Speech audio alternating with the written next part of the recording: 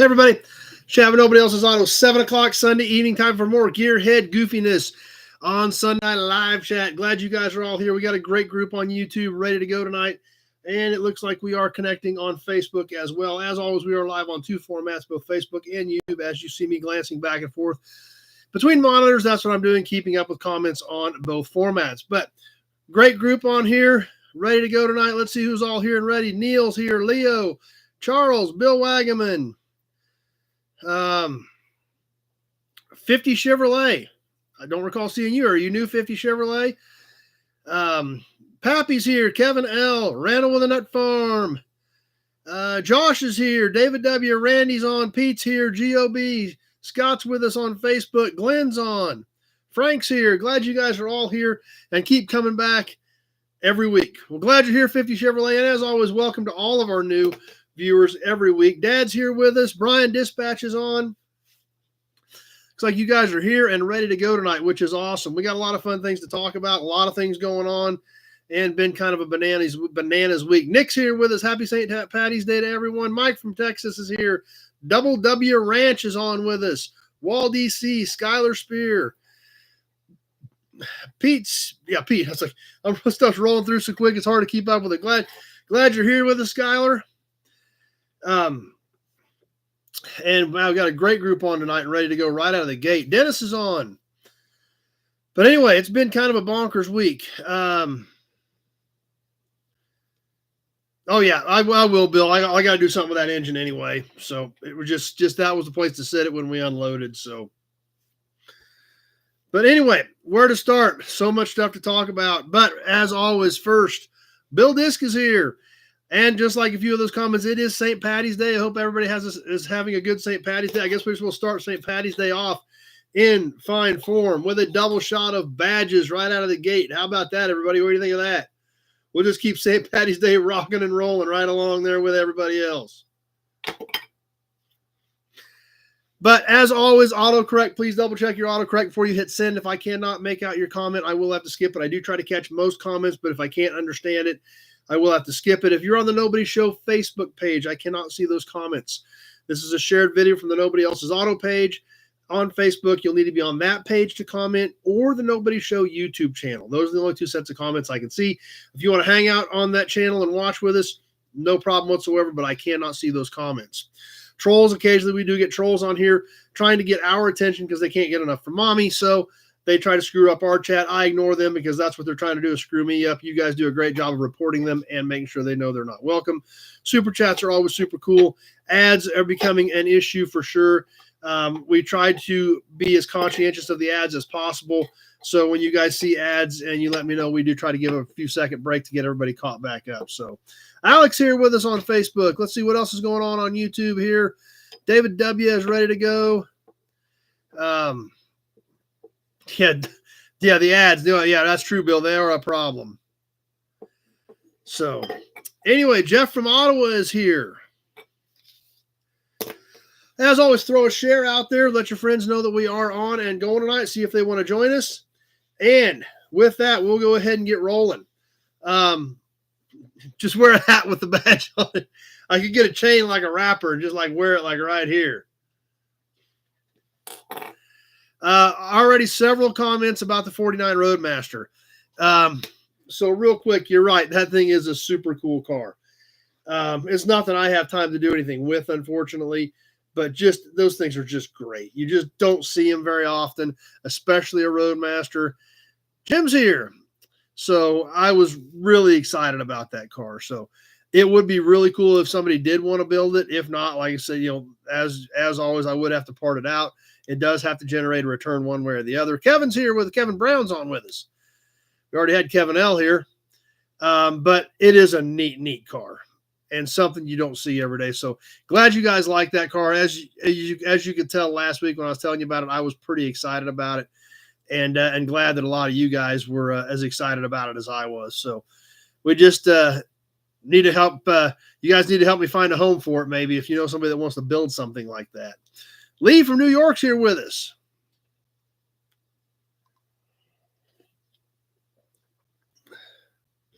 But anyway, for the several things to talk about before we get to obviously Pioneer Village got a lot to talk about there. Some other and everything else went on this week. One thing I do want to mention real quickly, and some of you I know have already gotten this because you've sent me messages about it. The new Hot Rod is out. The new format of Hot Rod. It is a thicker magazine. I haven't spent a lot of time with it to know whether it is all that much better or more in detailed or in depth than what an original one was. But I believe these are quarterly. This is dated spring of 24. So we will see how the new format of Hot Rod's going to work. Michael's with us on Facebook. So got the first issue. I know some of you guys messaged me or texted me and said you had gotten them as well. So we'll see see how it all plays out, where this new format is the best way to go. And the paper's a little heavier, but not much. It's not near as heavy as Sick is, for sure. Alex is here with us. So we'll see how this works out. I know some of you guys already have it, but we'll keep an eye on it and see how things are going with that in the future, whether that format really works out for them or not.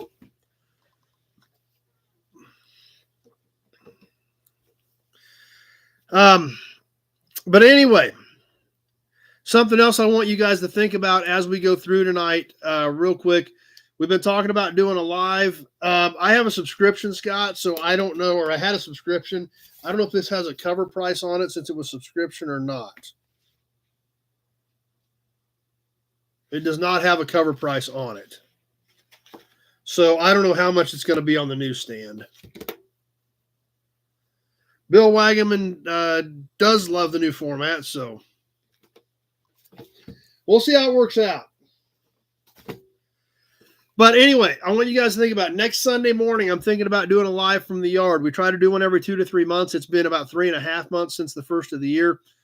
So we will keep that in mind and see if you guys want, if that will work for the majority of you, if we try to do a live next Sunday morning. So keep that in mind, and we'll see if that's going to work out if we want to try to do that next week. Weather's getting nicer, so we've got some more flexibility, but I thought that might be a good time to do it. Perfect. Randall got his book that he won in the raffle, and he's loving it. Awesome. That is so great. And real quick, let me grab that, because if you guys, obviously, if some of you guys were interested in getting one, please hit up Angelo and get one ordered. Let me grab that real quick. Obviously, we've talked about this. I've showed you some of mine. Randall got his. Alex and a few others have ordered it. If you're still interested in one, please hit up Angelo.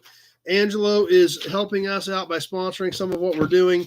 And obviously, Old Cars Weekly is a great publication he's editor of. Here's the information if you would like to order your own copy of the Special Speedsters book by Angelo Van Bogart. You can email him directly at duesenbergssjbook@gmail.com, or you can order it directly online at Diechasm. It is cheaper if you order it directly from Angelo at the duesenbergssjbook@gmail. It would be on YouTube, Michael. It would be a YouTube live. We may jump on Facebook for a little bit. Last time I jumped on Facebook for about 15 minutes, but the bulk of it will be on YouTube for sure on the live. So, yeah, I don't have any idea what a subscription costs, but you might not be too far off, Scott, because I already had a subscription, so they're just fulfilling that at this point. So, Brian Dispatch will be there. Numero uno, number 1 is here, ready to go, bidding on some old BMXs. Nice. And roasting a chicken while you're bidding. Sounds like a good time. So hit up Angelo if you still want to get your own copy of the Special Speedsters. Obviously, we've shown you some tidbits of this book. Some of you have them, and you've been spending some quality time with them, but just an amazing book. So Angelo's good enough to sponsor what we're doing here. If you're interested, please get your own copy from him.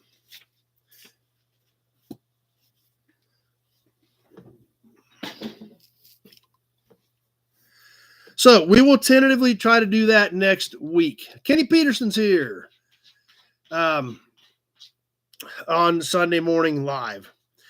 And then let's get into the rest of the week, because my week was bananas. We're going to talk about Pioneer Village. We're going to talk about the Gathering of the Nobodies coming up and some of that other stuff. So Obviously, Pioneer Village, we did go Wednesday. Some of you may have caught the live. We did a short live from there. It was hectic, to say the least. Their hotel is not open yet. Hopefully, a little later this year. They are doing a lot of renovations around the facility, the hotel being one of them. Nice, Alex. I hope you get that. So not really a good place to stay there. We ran up early Wednesday morning. We came back Wednesday late afternoon. Basically left about 7 that morning, got back about 7 that night. So it was crazy to try to get all this stuff squeezed in. Ended up with about 8 videos that we will be sharing. They are getting the donation sheets ready that all of you guys donated to. So I want to go over real quick with you what we did. I do have a video coming out on this as well. So, but what I ended up doing, just for simplicity's sake, we had enough money to sponsor about 4 cars. So what I did, and the general consensus was do the Henry J or the Allstate. So we just did them both because they're side by side, and we can have our name on both of them, as well as the second oldest Cadillac in the world. And I thought, well, we've done a video on that and the Ford and compared and contrasted those 2 cars since they were both designed by Henry Ford. So I chose to do those 2 cars. So those were the 4 cars that I chose with your money based off of your guys' feedback of those were good candidates. So I just did all 4 of them. So hope you guys are cool with that. And I got some videos coming out on it. They are getting the signs ready. They do a very nice job on the signs.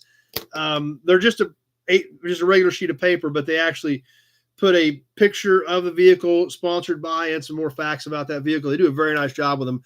So it's going to take a little time to get those put together. But Austin's here with us. Glad you made it, Austin. And it was great to meet you as well. Austin, actually at Pioneer Village on Wednesday while I was there. He was working in the area. He stopped by to say hi, check it out. So, Austin, let us know what you thought of Pioneer Village. I didn't know if that was the first time that you'd ever been there or what, but let us know what you thought of it. Glad that okay, I'm glad because okay, some good feedback on what we chose to do. I'm glad you guys are happy with the choices. I thought that was a good way to do it, and glad you guys are happy with it. Now, amazing. I'm glad you enjoyed it, Austin. And I'm sure you were limited on time, so you're going to have to go back, I'm sure. And that's one thing I always worry about. I get excited about something and tell you guys how awesome it is. I hate for you guys to go there and say, man, this thing really sucks. But so far, you've been there, Kevin L's been there as well as a few others, and nothing but positive feedback about that collection. So that's awesome. Ads, of course, there's ads. That doesn't surprise me. We're almost 15 minutes in. I'm surprised it took that long. So those 4 vehicles I put sponsored by the Nobodies of Nobody Show, the Nobody Show YouTube channel. Now, we had 2 other cars that we needed to do that were special requests and paid for individually. One, Leo wanted to do one for his dad, and Randall with a nut farm asked to sponsor a Chrysler for his parents. So, and I believe you guys are all on. I've seen both of you comment. So I'm going to tell you what I did. I hope you're cool with it. It was your money, so I hope you're cool with what I chose. Leo, the car that I chose, you just said it needed to be something cool. I know you like Chevys. So what I did, that's right, number one, everybody should pat themselves on the back. I took them $600 from you guys. And, that's, for what they're spending on maintenance and upgrades, that every little bit helps. So, Leo, for your dad, I chose the blackout 1942 Chevy. So I hope you're cool with that. That will be coming out in the video. So, I told him to put your dad's name on that car for you. So, like I said, that's what you guys asked me to do. So that's what I did. So I hope you're good with that. Randall, you specifically just mentioned Chrysler. I didn't really know what era, you preferred or what your dad liked. But as far as cool Chryslers, the one that really stood out to me was the 1948 Chrysler Town and Country Woody convertible. So that's what I chose for your folks, Randall. I hope you're cool with that as well. But that's what I chose for you guys. That's coming out in the video. I also did it while I was looking at that Chrysler. I stopped and did a full video on that 48 Chrysler Town and Country convertible as well. So that will be coming up too. So I hope that you guys are all happy with my choices and think that those were all worthy candidates for your money. And that's what I said. It's not my money, it's your money. So I really thought about what I was doing about that stuff. So start saving this year to fund next year. That's a good idea, Leo. It is an annual sponsorship.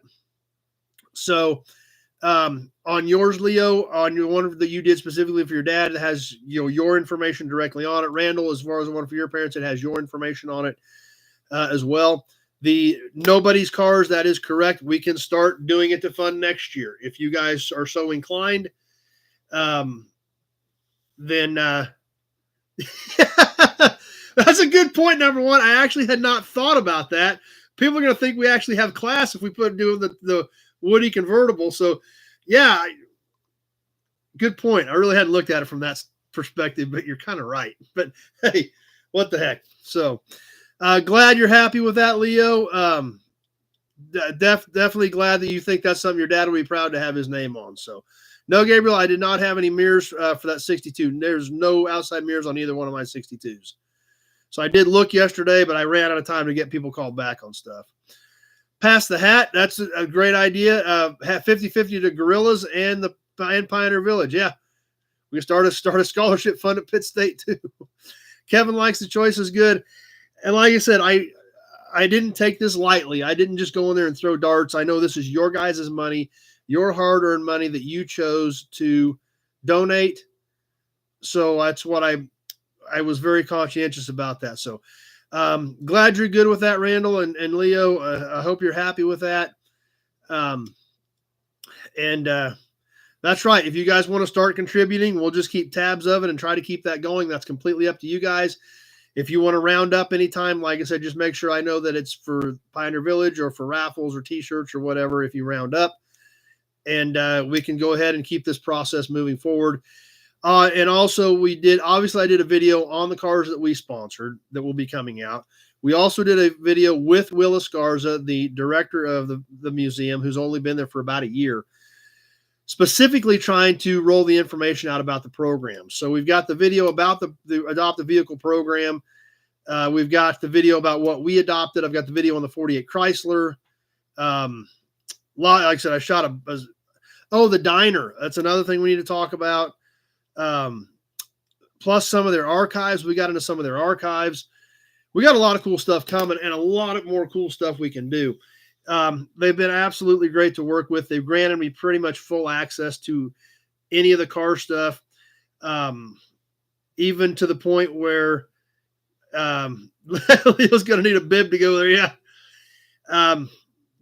I've got access to the notebooks. I've got access to the file cabinets on some of these cars. One video we did was pretty cool, and I'm thinking this is something else that we can do to help the Pioneer Village. Is we found a notebook on some repairs they made on cars 50 years ago.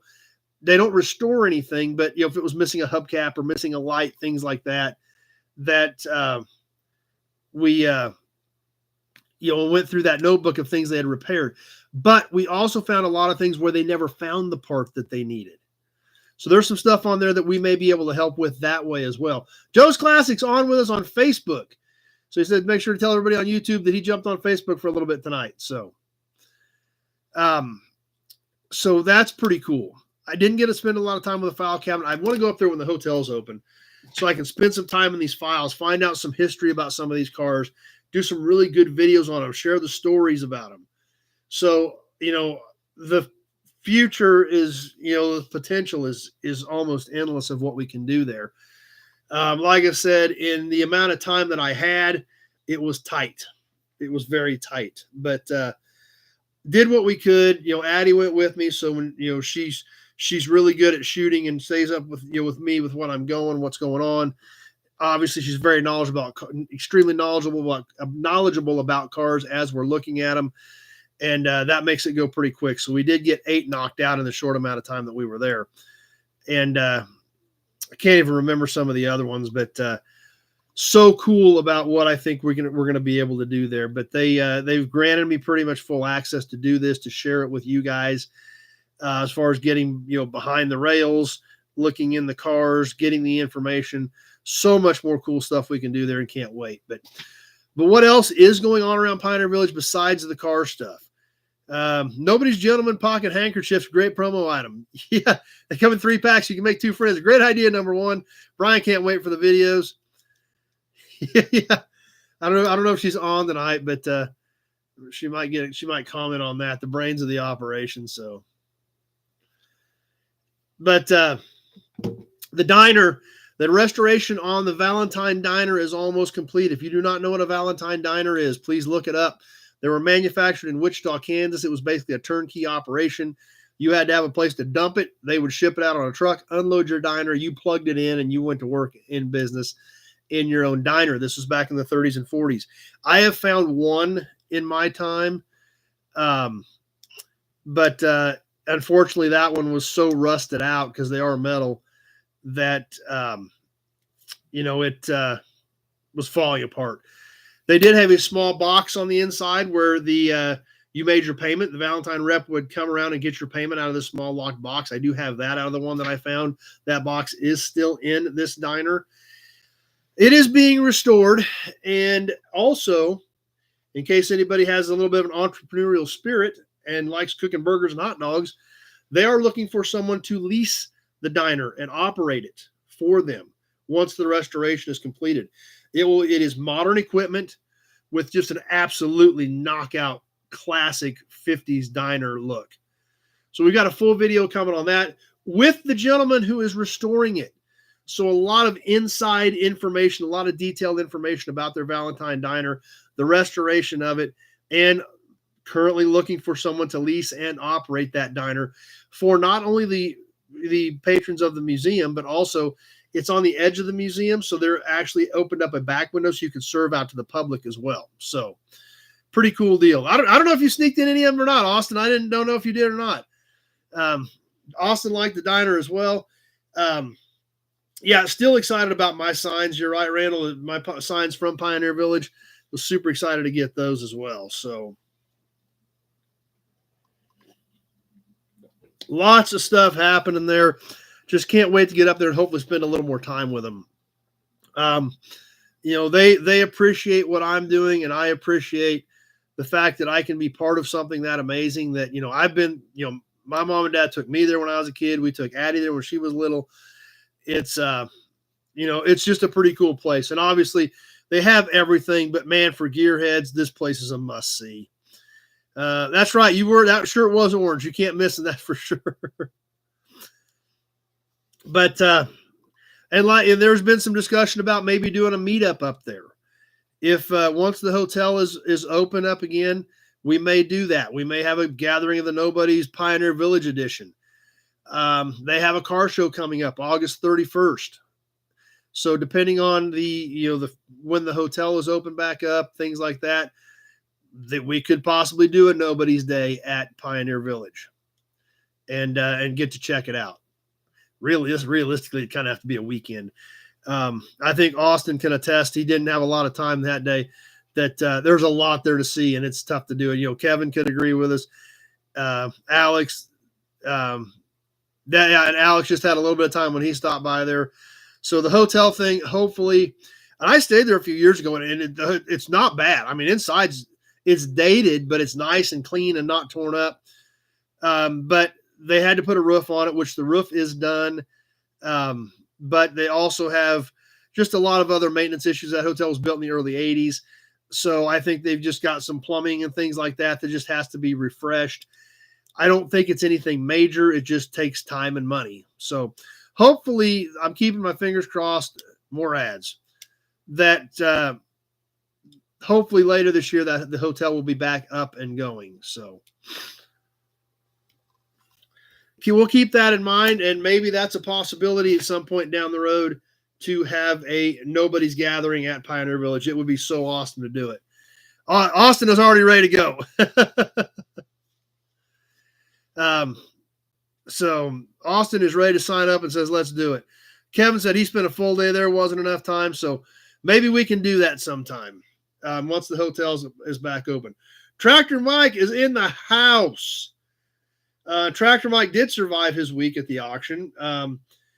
I know the guys on Facebook, I'm sure caught it last week. The guys on YouTube didn't see the comments, but Tractor Mike and his posse were getting geared up for a 3-day auction last Sunday night.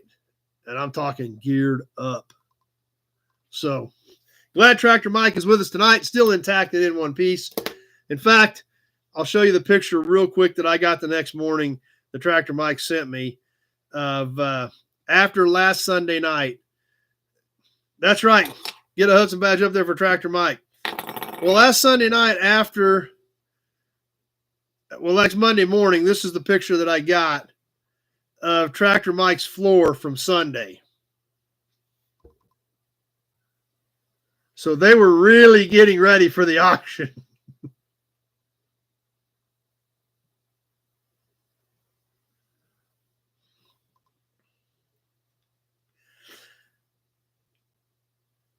And then we caught another auction on Thursday. So Tractor Mike and I did. So stay tuned. We're going to we'll start working on getting that content up from Pioneer Village. Like I said, their car show's coming up. Maybe they get the hotel up. Maybe we can plan a weekend there. Lots of fun things. And it's so cool to see that place finally coming together and starting to see some life breathed back into it. And yeah, it looks like it was a great auction. That's right, Randy. That's right, Mike. My comments, dead soldiers. There was a pile of dead soldiers there. So great to see life being breathed back into Pioneer Village. And thanks to you guys, and I mean that seriously, thanks to all of you that we were able to take that money up there. Glad that I can help them a little bit, even though, I'm not a huge channel by any means. There is some attention starting to be paid to that place. You look now, there's lots of Pioneer Village videos on YouTube. When the first time I did Pioneer Village videos that I posted them, there was like 10 or 15 total. You type in Pioneer Village, Nebraska, there were like 10 or 15 videos on YouTube. Now 4 or 5 years later, there's tons, which is great for them, but awesome that they're working with us and allowing me access, and we can do a lot of cool stuff with them. They flooded the auction with that much bouche latte. Let's see real quick. Then after that was Wednesday, then Thursday, Tractor Mike and I hit another auction, and that's good for you guys because there's some really cool stuff down here in the auction boxes I got at the auction. There was some stuff at the auction that I told myself I can't buy for me. If I buy it, it goes in the auction box. I did buy one thing I am keeping for me that you can't have, but there was several cool toys there. Got a few of them in here tonight in the auction box that I bought specifically, said these are going in the auction box. There's one we'll show you Tuesday night, not going in the auction box, but there's some really killer stuff that is. So that was fun. On Thursday, got to hang out with Tractor Mike a little bit and had a good time there. And his nephew was even there hanging out with us, so it was a cool deal. Gathering of the Nobodies is coming together. And I still can't believe you guys are willing to participate in this, but it's so awesome that you are. Some things that are going to happen that we've been talking a little bit about. We've kind of got a schedule roughed out. We need to figure out what we're going to do for dinner on Saturday night, things like that. But some of the stuff at the yard that day, we've talked about doing a silent auction. So I will have 8, 10, 12, I don't know, maybe more pieces for the silent auction. Some of it will be most of it will be like medium-sized stuff. We'll have some smaller stuff that'll be easy to handle, but we're going to do some medium-sized stuff that we couldn't ship. Matt's here with us, been out working on his Ford pickup. Glad you stopped by. So we're going to have some silent auction things.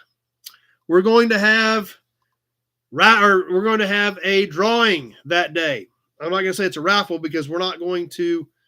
Pete's email. Great question, Austin. We got it right here. There's Pete's email to get on the list. We are going to have drawings that day.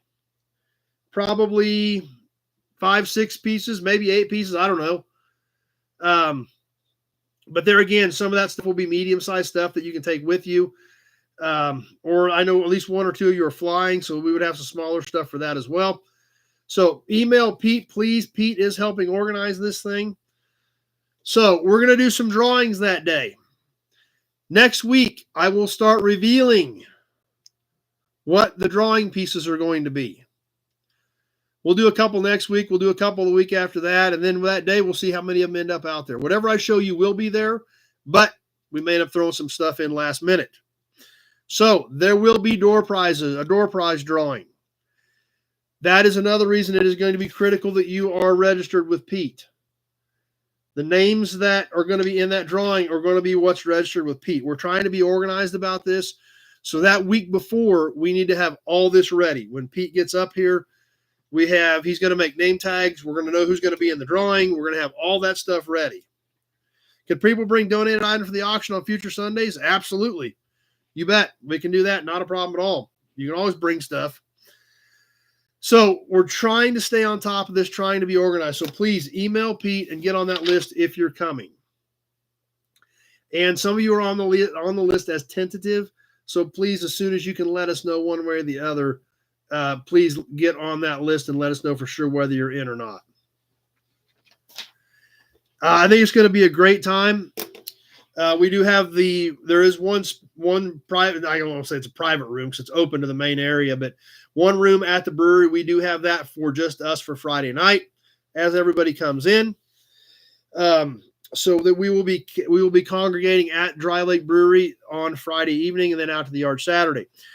Along with the silent auctions and the door prizes. I was looking around out there last week and I've got a bunch of stuff that is not really shippable that I'm going to slap prices on. Gas pumps, some bigger signs. I got lots of cans and stuff out there too that are going to be for sale. But so we will have a lot of stuff out there that I'll just mark, or you can just ask me if I want to sell it. But some of the stuff I'm going to go ahead and put price tags on, some bigger stuff that you can take with you, as well as a lot of smaller stuff and some cans and stuff too that I've got some shelves set up out there for that. So there will be stuff available for purchase.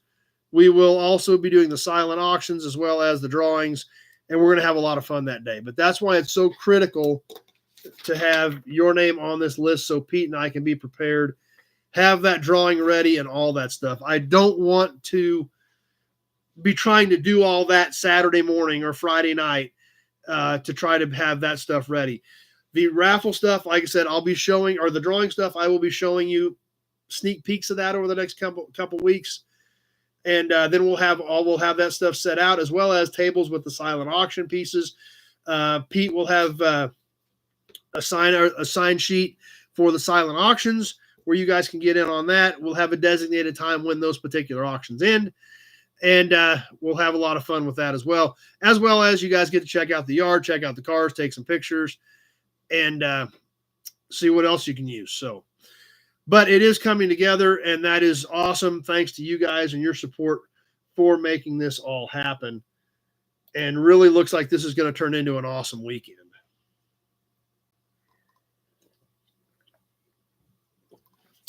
So, one other thing, as we're working in the new inventory, like I said, I had kind of a crazy week. Tuesday was no better.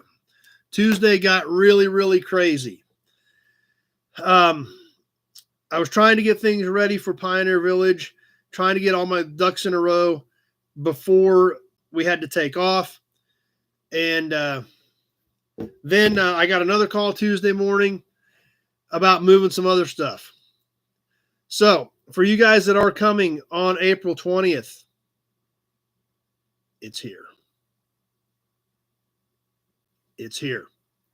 Yes, my buddy Doug Ray with his big rollback truck, he showed up Tuesday afternoon. We went out to the airport. We loaded up at Twin Beach, and we hauled it to the yard. The airplane is on property. So, yes, it is here. It was pretty interesting, to say the least. I don't know if you guys will be able to see this or not. But there's this going down the highway.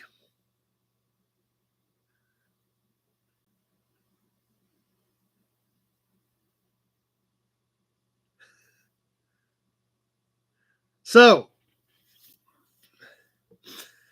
the plane is on property.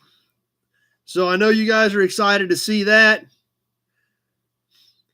Alex wants to fly it. That's going to be a little tough. Here it is on my buddy's rollback. And I did shoot several videos, clips. I will put a video out on all this. Lots of hearts for the airplane. I love that, guys.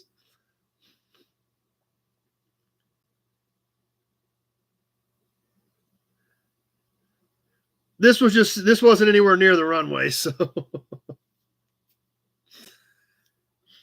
But like I've told you guys, it is damaged.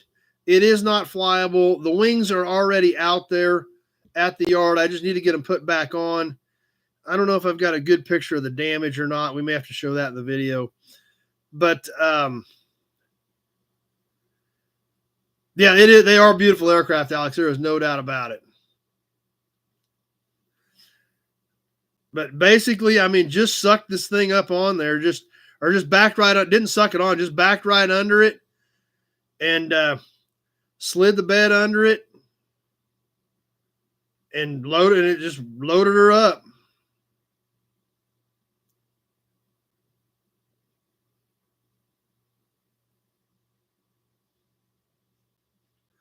I don't know if you guys can see much of that or not. We'll have this all in the video here shortly, but yeah, we had her strapped down pretty good. But we believe it's around a 1959 model. I need to do some research on the tail number and some things like that and get a little more info about it. But that's all we did. We just literally rolled the truck, set the bed back at the proper angle, set some railroad ties out for it to rest on, backed under it, raised the bed up, and away we went. Threw some straps on it, and away we went.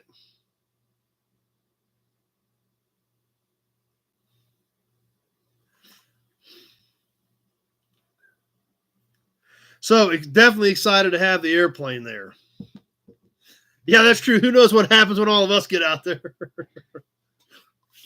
It was damaged on the ground. The tail is damaged. A high wind caught it, spun it around, and swung the tail into a fence very hard and damaged the tail. So that's why they ended up pulling the engines off and parting it. And fortunately, I was lucky enough to get a hold of the fuselage and wings to put it out on the highway. So super excited that the airplane is here. It is on the ground. You guys are going to get to see it.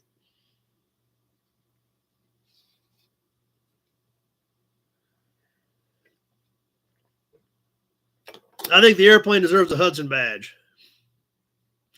I bought the plane because I didn't have a plane. That was a good enough reason. But I do love airplanes. Huge fan of airplanes.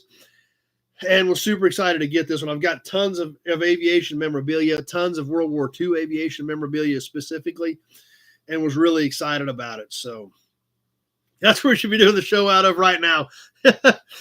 We should do that, actually. Maybe we could do Toy Tuesday live from the airplane or something. I don't know.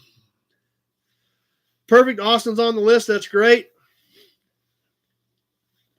And glad you guys are excited about it. I know I am. So, but anyway, what else came in this week? We actually did have some cars come in this week. A mid-70s era G30 van, Chevrolet G30 van. 67 Ford Galaxy. Yeah, that worked for me, Jeff. I didn't have one. Thought it was cool. Like them. Seemed reasonable. Makes no sense, but seemed reasonable. Poor life choices. I actually think that falls under the category of poor life choices. And tractors, yes.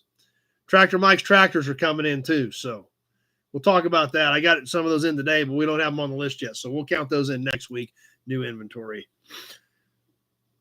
Alex says he can bring some more World War II memorabilia to check out to the meet too. So the 67 Galaxy, the G30 Chevrolet van, as well as a 63 Ford Custom, just a basic custom four-door. But the nice thing about that is I did not have any, believe it or not, I didn't have any full-size 63 Ford cars on the property. So got that one in too. So that was all good inventory to add that actually maybe I can sell parts off of, as opposed to an airplane that is just cool, that's going to look awesome sitting out on the highway.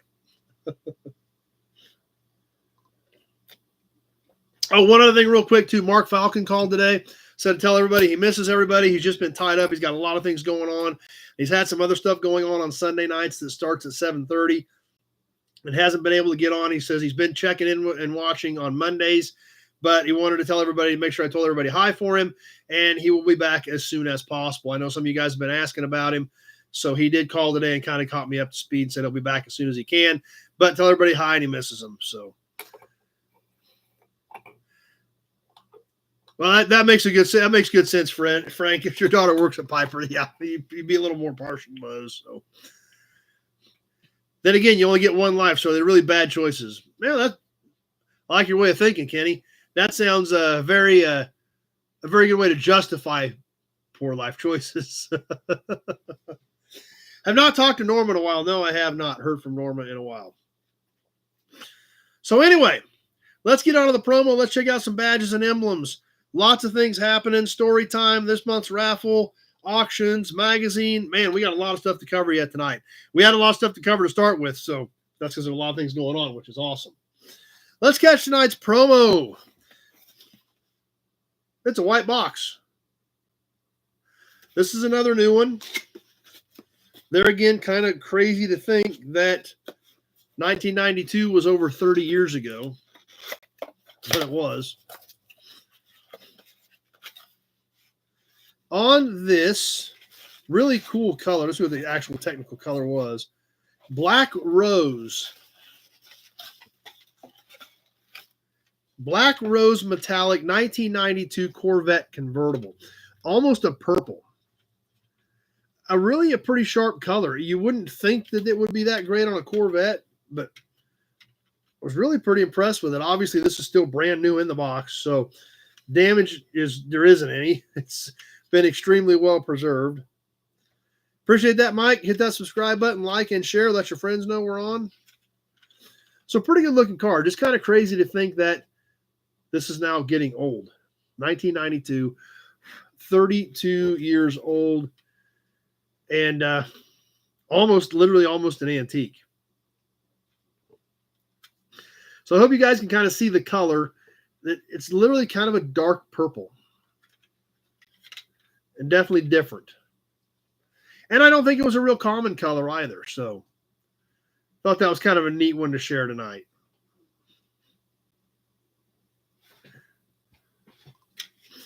And obviously we don't want to mess this thing up. We want to make sure we get it wrapped right back up in its box.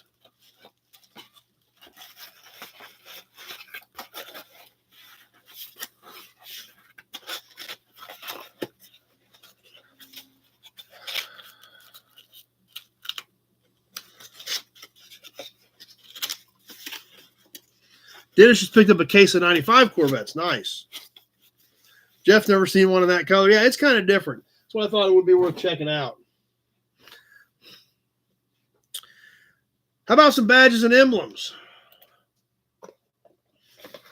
Tonight, we're going to start off with another early one, and then we'll jump up several decades to a newer piece.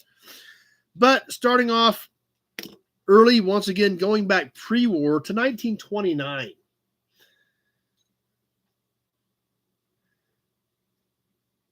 Chrysler introduced the Plymouth in July of 1928 as an inexpensive family car to compete with the market leaders Chevrolet and Ford. Plymouth helped Chrysler to survive the Great Depression. In 1931, Plymouth production went over 100,000 and displaced Buick from third place in the industry, but was still way behind Chevrolet and Ford. By 1933, Plymouth production was 218,000 compared to Ford at 272 and Chevrolet at nearly 434,000. So Chrysler introduced Plymouth in 1928. The badge that we're going to check out now is from 1929 for a Plymouth Model U. This does have some wear and scuffs on it. You can see how it literally looks kind of thin in some of the finished areas. The enameling looks nice. The white on the ship looks nice and clear, as well as the blue in the Plymouth. Nope, this one is not for sale. I don't think I've got a spare one of these. This is like a 1 year only deal. So this is not a very common one. So this one, even having some wear to it, is still kind of a tough one to find. It is basically just a flat one. Nut farm swinging heavy out here. Just screwed on the back with the enameling in it. This is a small badge. Basically about 1.5 inches by about 1.1 1/8. So not a lot to it, but still pretty cool. And according to the awesome website, AmericanAutoEmblems.com, this was a 1 year only deal. A lot of times they would say Plymouth, and then they would say buy Chrysler or Chrysler Motors product, something like that. The ones that just said Plymouth, they, according to the AmericanAutoEmblems.com, was $29 only. Tim's here with us. So kind of a neat piece. Now let's jump up about 50 years. Get some more Newell stock out. It's always fun digging out Newell stock. Popping open that box. Checking out the excitement of what's going to be inside. And even though this isn't the most exciting car of the 70s, when you open a Newell stock piece, it always looks great. Check this one out for our Pontiac fans. Center cap for a mid-70s Astor or Sunbird. So, like I said, this is not probably the most desirable Pontiac piece out there. But it is beautiful. It is Newell stock. This is I don't know if this was a hubcap or for a wheel. It is a stainless cap with a badge applique in it. Obviously, absolutely amazing condition.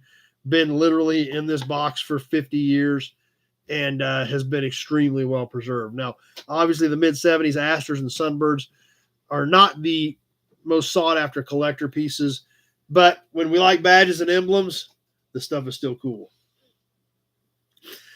This is, of course, we're talking about a smaller car, so this is not a big piece.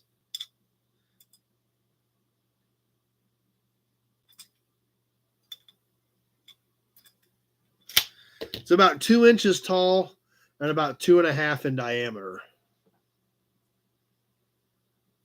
On the little Newell stock Pontiac cap. So glad you guys are digging it. So we'll put this one back in the box. Back in its home.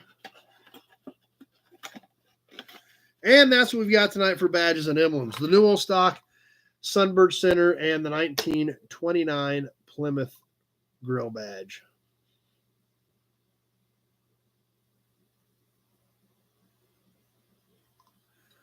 Jeff's a big fan of those cars, so that you probably thought that was pretty neat then.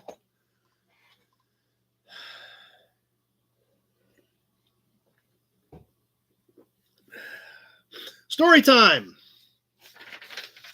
Pete's email address. Hudson badge.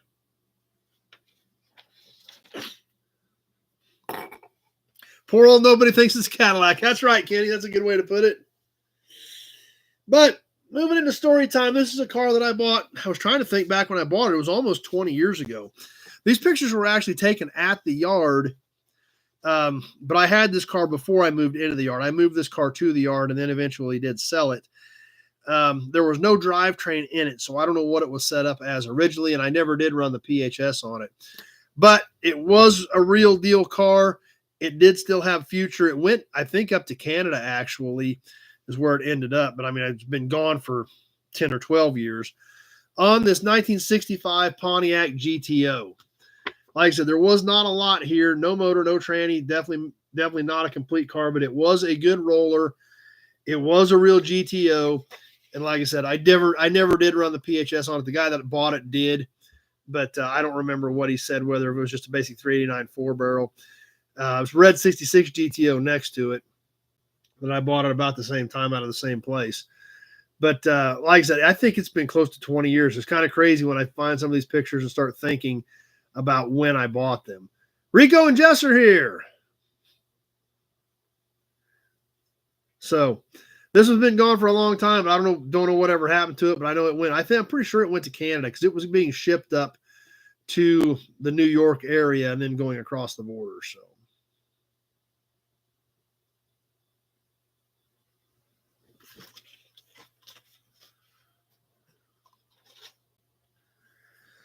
Raffle time. Who's in? Only had a few entries this week. Nick Squires, Austin McCoy, and Big Job. Those are the three. And Kevin, I got your envelope yesterday, but I didn't open it till this morning, so I didn't get you in yet. But Kevin, I did get your check, and I will have you in for next week. So, but like we've been talking about, this month's raffle is going to be mystery boxes, starting with this box. And this box.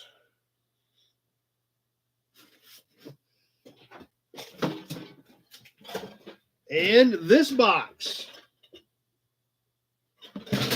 And finally, the big kahuna, this box.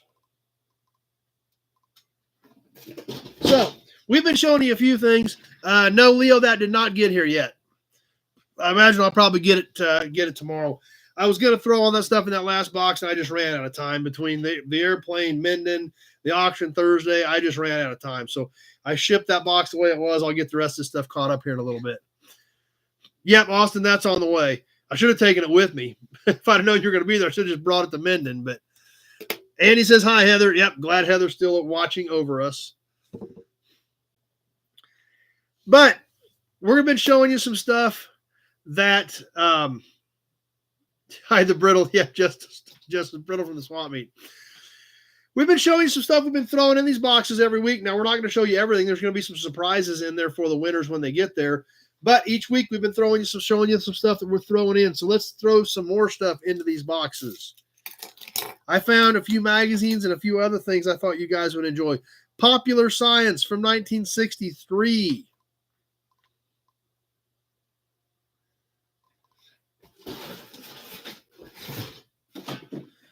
Going in a box.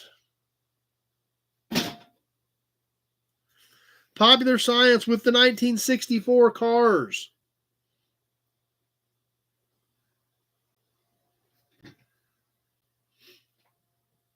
Going in a box.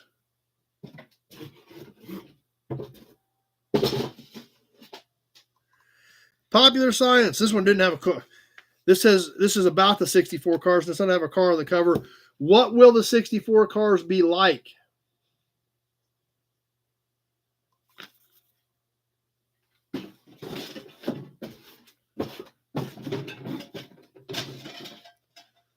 Okay, those are in some boxes. What else is going in boxes?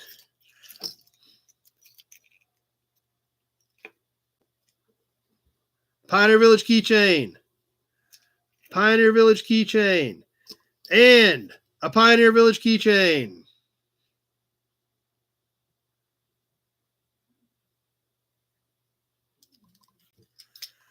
Pioneer Village keychain number 1.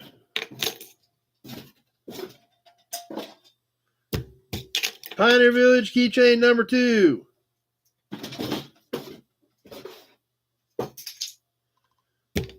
Pioneer Village keychain number 3.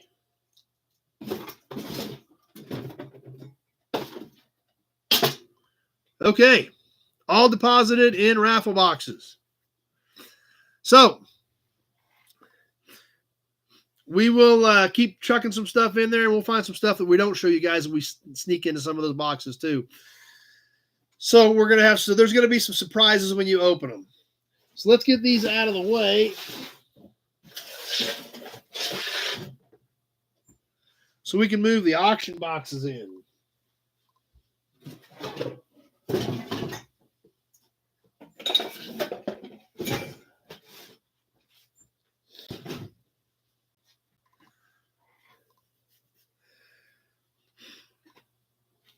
Oh, what the heck? Let's do a bonus drawing. We ain't done one of them yet tonight. What's in here?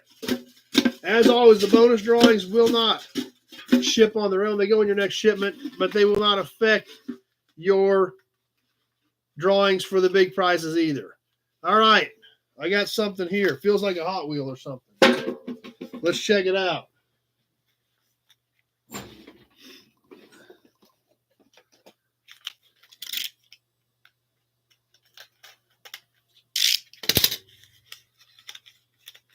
Ooh, it is. It's a little Ford.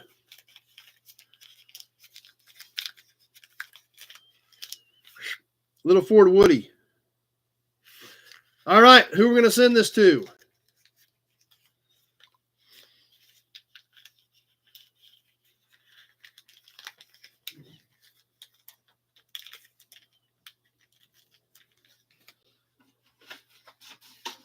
Let's grab the big Buick oil can.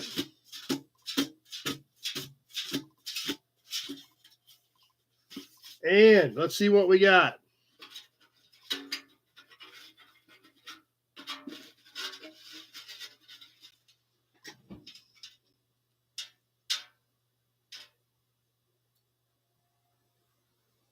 It is a little job. That's exactly right. Dennis Chapman.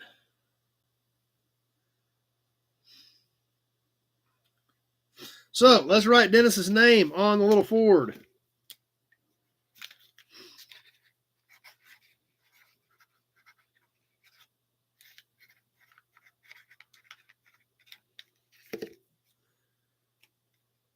Put that off to the side. We got Dennis's name on it. And as always, none of these bonus drawings affect you in the overall drawing. So right back into the can goes Dennis for the big drawing of the prize boxes.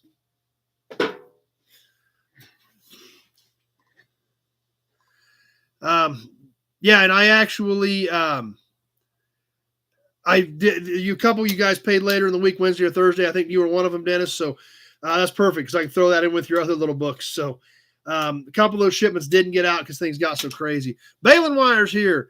I think I've got some stuff for you, Balin Wire. Were you picking up in April, or do I need to ship? I needed to ask you that, as well as a few of these other ones. Mark Hunt, I do not have an address on, and Daniel Ushin, Usky and Ushin, I do not have addresses on those two. So, and there's a few other ones that we're hanging on, that we're waiting on, but we've talked about that. So, but those two, I have not heard anything out.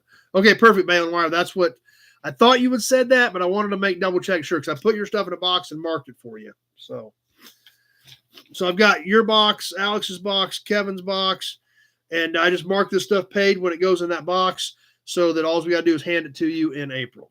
So that's awesome. Perfect.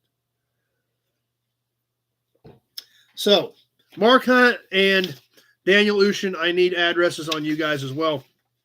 We've got Randy's, but he knows that. We've got the orange truck, but we know all that. So we're okay on that. But those two, I have not heard anything out of on those. So I guess we'll wait another week. And if I can't get an address, I'll just have to refund their money and then we'll just resell it.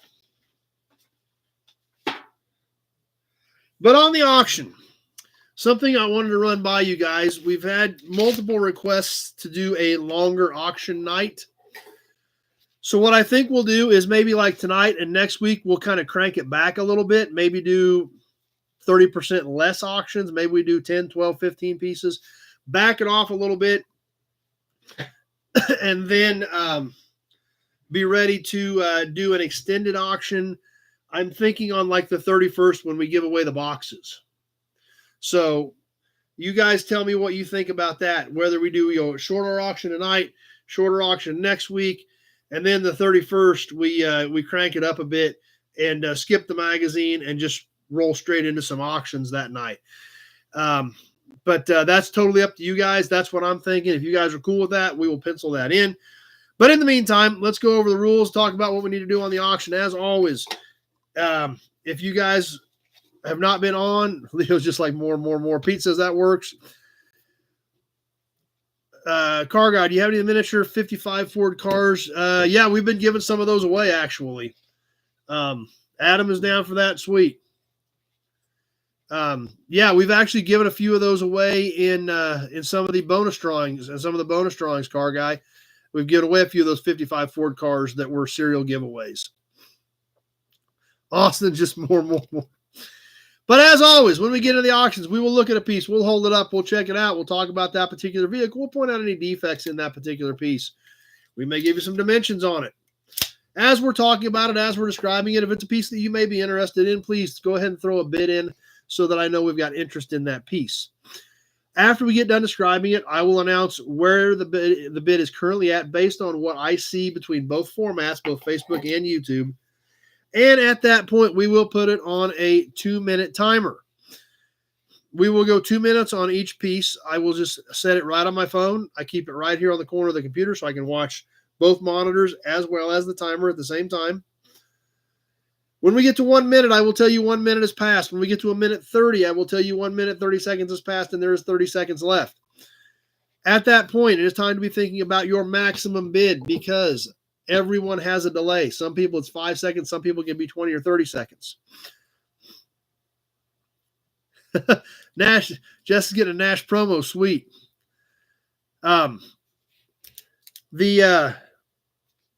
So after we get described it, we'll set it on the timer.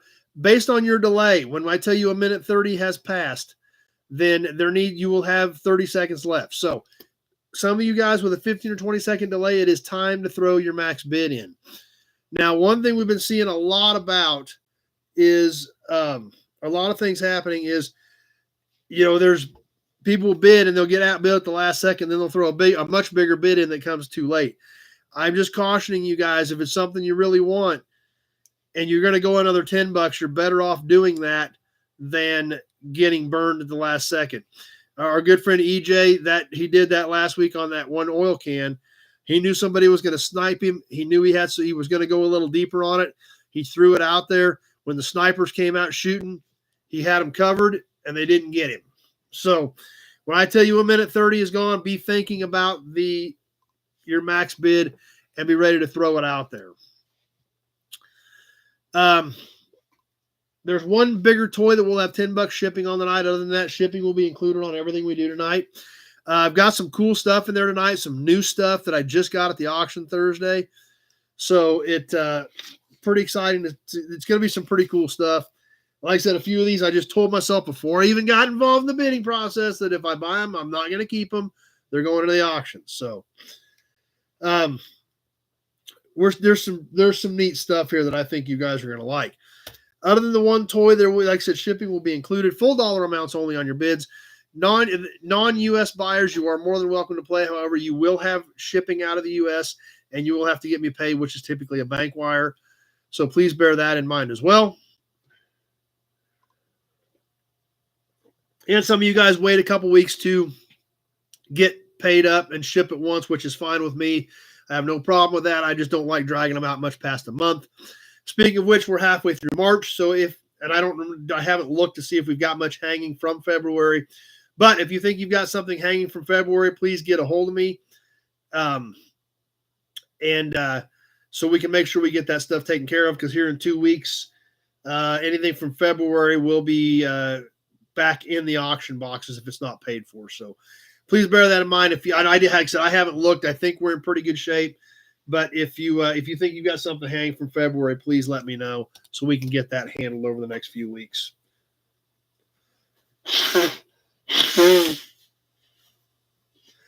And I guess we'll go ahead and dig into this box of awesomeness. A lot of this is fresh meat. There's some cool stuff. No, Leo, you're fine. Like I say, I have no problem with the guys that wait a couple weeks, because then I don't have to ship every week either. So it's not a big deal. I just don't, like I said, the problem is when we get out past a month, I've got a big tote that I keep all this stuff in. Everything we sell here over the next hour, tomorrow morning, I will put it all in that tote. Rich's 220s Garage is here with us. Glad you're here, Rich. So what happens is all this stuff is in this tote. Well, your guys' payments come in. I check them off. I get it out of the tote. I box it and ship it. When we get stuff that's been laying in there for a month, 6 weeks, 2 months, then it clutters up the tote. I'm trying to figure out where it goes. I'm going back through pages and pages of auctions trying to figure out who bought it, when they bought it. So that's the big thing. So that's why, I got no problem with, with when you wait for a week or two or build it up for a couple weeks, no problem whatsoever. Just once it gets that far out, it just gets to be a hassle for me trying to keep track of things too. I haven't banned really anybody for non-payment. But I just relist it. And, and if eventually you keep seeing the same stuff pop up, people are going to figure out if you're not paying for something. Unfortunately, we don't really have that trouble too much, but that's the way it goes sometimes. And I understand people buy something and then things change, life change. And I've had some of you guys call me and say, hey, this blew up. No problem. I got zero problem working with you. When people buy stuff and you don't hear from them and it just hangs for weeks, that's what is frustrating. So, but anyway, that's it. That's why I kind of like to try to keep it within 30 days. But man, we got some great stuff. Like I said, we'll do a little bit shorter auction tonight, 12, maybe 15 items if you guys want. We'll back it off a little bit and then kind of build up for here in a couple weeks. But man, I don't even know where to start. So I got some stuff here. I got some stuff in here we haven't even seen before. So keep that in mind. Where to start?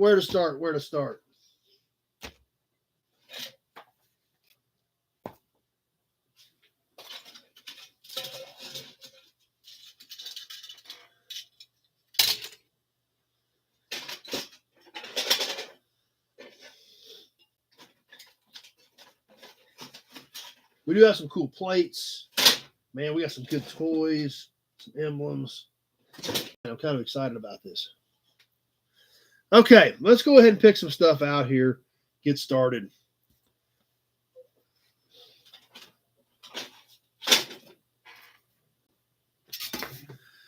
A long auction once a month. That's been talked about as well. So that's that's been discussed as well, doing a long auction once a month. Maybe we start doing it with the raffle nights. I don't know. In this whole thing, guys, we're learning as we go. I'm no expert. Trust me. I just flipped on a webcam 202 episodes ago, and you guys started jumping on. No 59s tonight, Kenny. I've got some, but nothing in here tonight. Billy Bowman's here. Ever thought about putting up a project card? That would be pretty difficult, depending on what people wanted, things like that.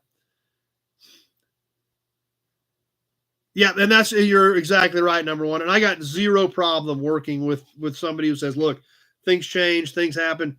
No big deal. We'll figure it out. Just let me know. Keep me in the loop. We'll figure it out. No big deal whatsoever. Just don't bid on a bunch of stuff and then ghost me. And then, and then everybody's wondering what happens. And then you resell it and then somebody gets mad because you sold their stuff. So, yeah, Chris, the ads during a live show have gotten really bad the last couple of months. So you are not in the minority on that at all. But like I said, some different stuff tonight, some cool stuff, some stuff that just got here last week. And there's some good stuff. Let's just go ahead and get rolling with tonight's auction. And let's start off with this. This is kind of neat. I kind of like this. Badge and emblem category, I guess. I did not dig for a 17 plate, Alex. I need to do that. I was going to do it last night after we got done eating at the brewery, and I didn't get back to the shop till about 10. And I still had a bunch of other stuff to work on, but I will get on that, Alex. I do need to dig, see if I can dig out a 17. Thanks, Kenny. I appreciate that. The Johnny Carson comments are still baffle me, but I'm glad you guys think we're doing all right. So, any idea we're going to load 5,000 Hot Wheels? That's a lot of Hot Wheels. So I do buy Hot Wheels, but I'm primarily just buying good red lines, carded red lines, things like that at this point. But I don't know what you do for 5,000 of them in one shot. Holy cow. But tonight's first item, the badges and emblems category. Even though it's a horn button, I'm going to put it in the badges and emblems category with the super cool classic triple diamond of the International Corporation. This is early 50s era. This is embossed. It's kind of a Bakelite type deal. These are typically chipped up around the perimeter. This one is not. This just twisted in on the backside on these horn. Balin wire at 35. Holy cow. Balin wire is getting serious right out of the gate. I didn't even give you dimensions on this thing yet. And Balin wire is out there swinging with a knockout punch. It is a 3-inch button with the super cool triple diamond embossed in it. So let's go ahead and get this thing on the timer, see if anybody's even going to try to challenge Balin wire right out of the gate. Sometimes that works. We've had guys do that. Come out there early, and we just basically sit here for 2 minutes because somebody come out swinging. So we'll see what happens.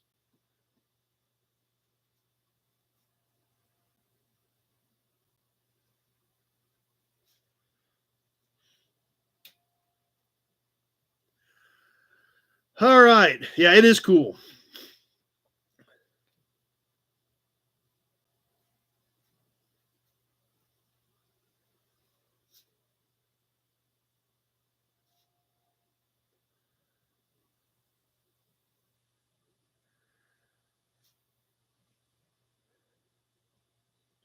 Coming up on that 1 minute mark.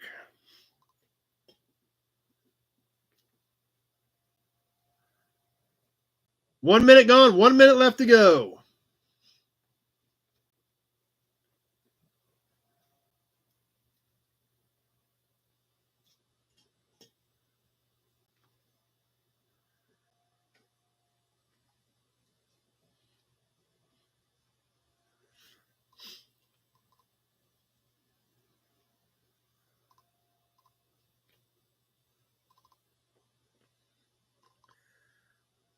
And there's the minute 30 mark, 30 seconds left.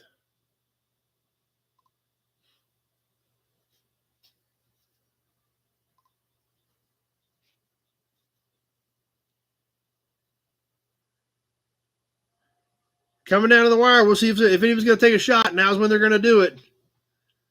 Because we're just getting ready to wrap this one up. Down to the last few seconds. Balin wire at 35. And that did it. One shot deal. Boom. Came out swinging. Showed everybody he was here ready to play.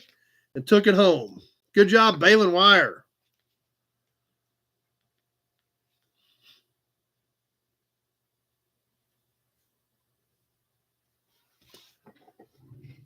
Ads.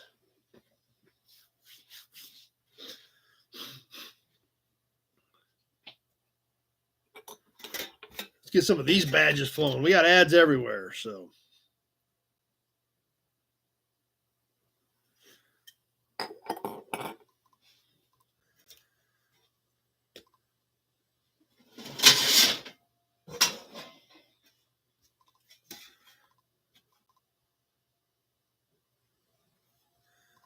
Okay, looks like we're back and ready to go. Next one we're going to do, I ain't figured this deal out yet. I ended up with 2 of these, so I'm going to sell you one of them, and I'm going to keep the other one. Tony's here. And I don't know anything about this plate. I don't know what it means. It is a license plate, but I had not seen them. I ended up with 2 of them at the big tag auction. One for me, one for you. And I think that's all there was. More ads. Holy cow. Unless there's one buried in a stack, but I know there weren't very many of these. And I don't understand what it was for, but it is all stamped into the metal on this 1976 Kansas trailer prorate tag. This is all stamped in here. I don't know what it means. We can see on the backside it's all embossed. Great colors on this thing. It polished up really nicely. Kind of a deep blue with white letters. Standard size plate. 3-digit, 118. Basically, like I said, 12 by 6. It's been used. It's got some scuffs and scratches. We can see where it had screw holes in it.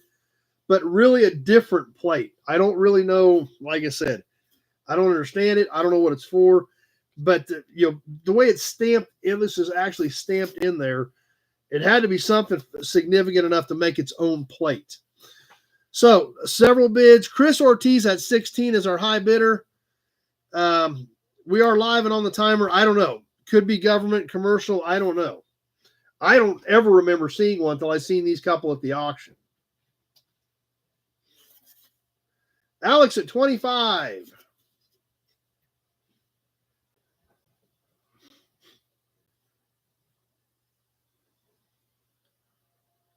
Chris at 20, Leo at 27.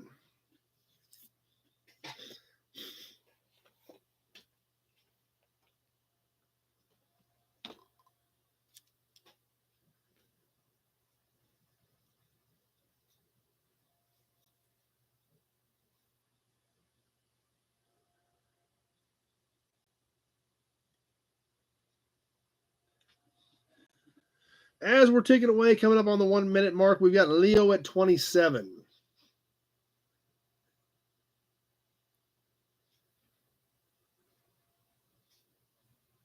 One minute gone, 1 minute left to go.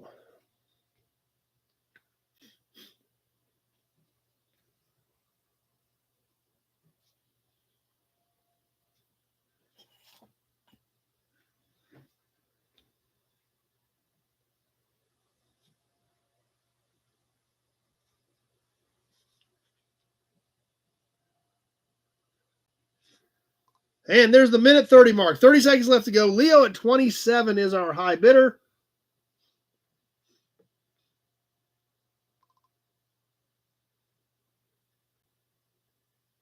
Justin must have a heck of a delay with a 17. Leo at 27. Sam at 30 on Facebook. Sam at 30 on Facebook. Replaced by a portion trailer plates, okay? Austin at 31. And that does it. Austin at 31. Kind of a cool piece, so.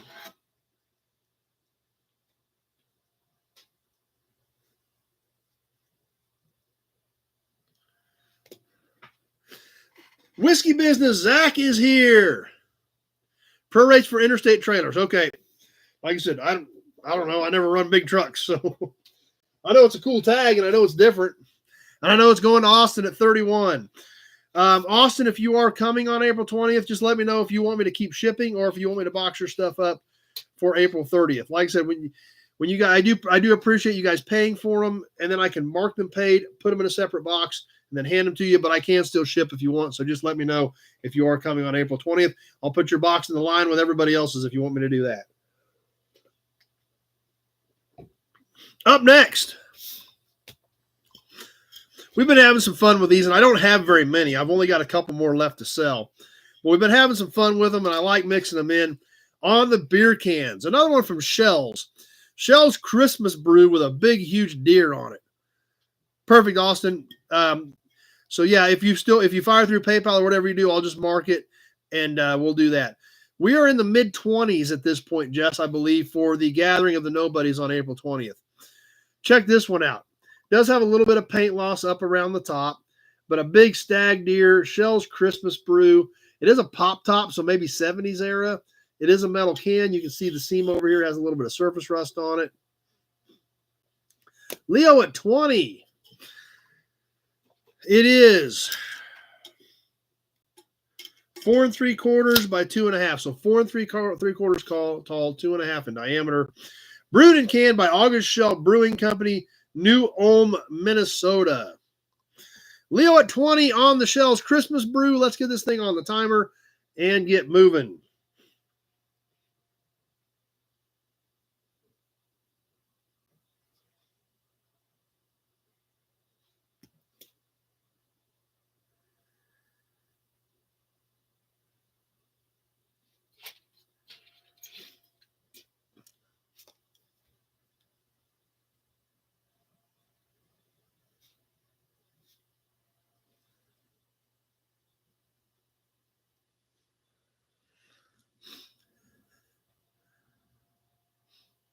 Leo at 20.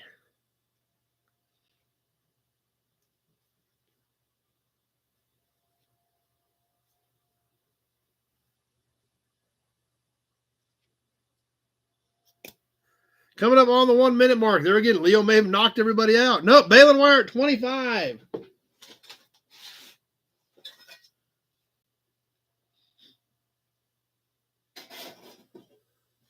Calico Classics. 1 minute gone, 1 minute left to go. Blocking on his Buick. Nothing wrong with that.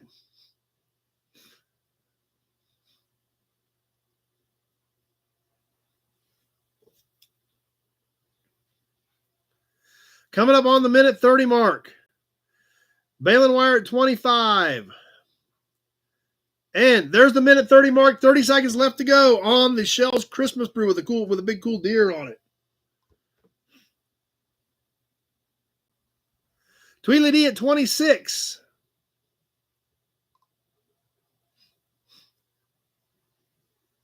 Leo at 27.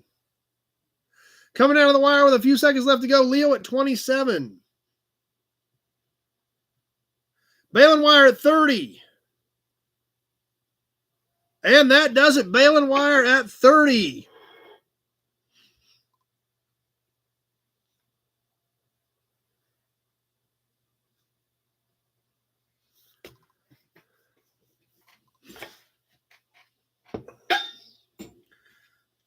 Okay, what's next?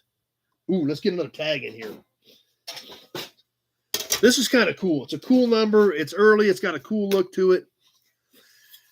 On this 1934 Kansas 66-700. Now, these are the longer, skinnier plates.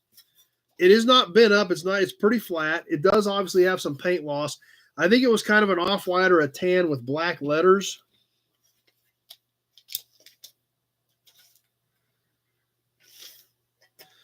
These are 14.5 by 4 3/8. 14.5, 4 3/8. Chris 5, Leo 29. It's kind of cool being 700 on the end of it. Backside of it looks pretty good as well.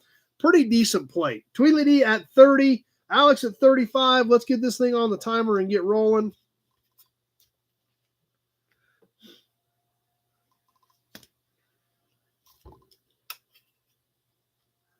Leo 45. Adam at 25 over here. There's lots of bids on this thing. But Leo at 45 as of right now is our high bidder. But this thing does have a great look to it.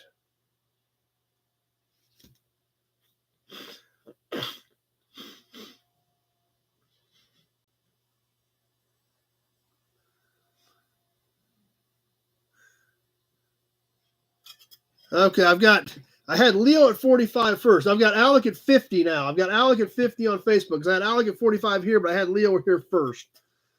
So I've got Alec at 50 on Facebook as of right now.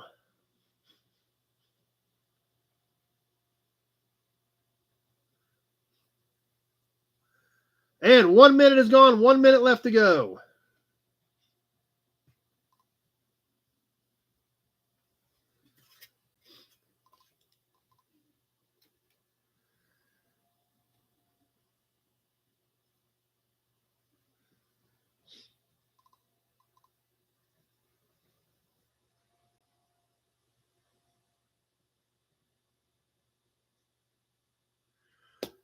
Levi's here. There's 1:30. 1 minute, 30 seconds gone. 30 seconds left to go. Alec at 50.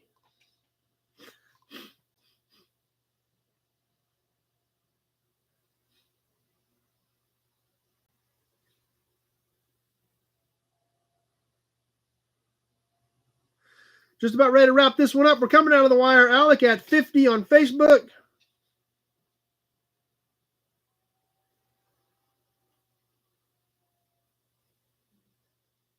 And that does it. Alec at 50.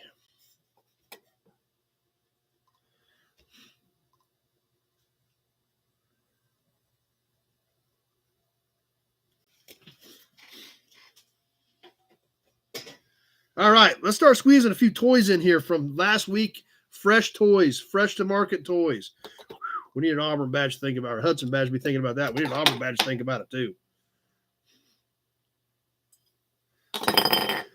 Okay, first toy of the night, fresh from last Thursday's auction. This is an Auburn brand, which was kind of an early rubbery plastic type toy, and it's an earth mover. I don't know if you guys like these or not, but we're gonna share it with you anyway and see what you think.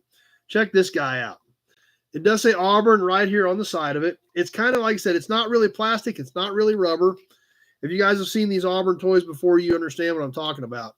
It does have the original tires and wheels on it. Does still articulate in the middle like it should. Kind of a cool piece. Even the front hitch is still intact. The rear push bar is still intact.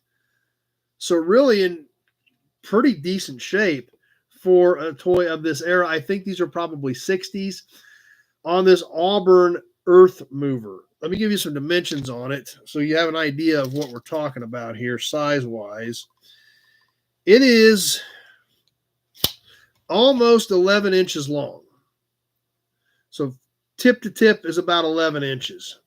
And it's about 3 inches wide here at the body. So, yeah, it is, considering it's in pretty decent shape, it really is. So, looks like we've got Leo at 10. We got ads, so we got to hold off here for a second. Is it just Tweedly D, or does everybody have ads before we hit the timer? Nope, we got more ads, so.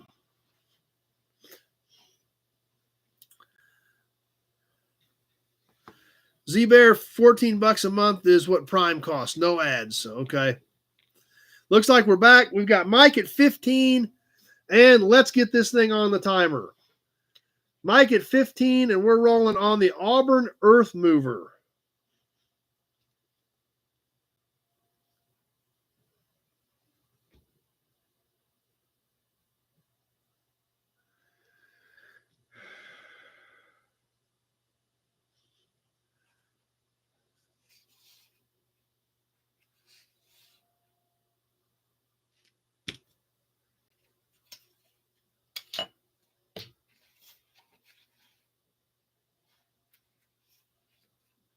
Leo at 19.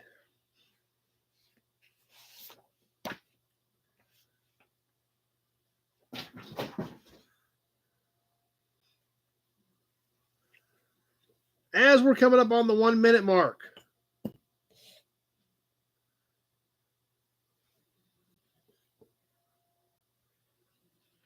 One minute gone, 1 minute left to go. Ken's run these things before.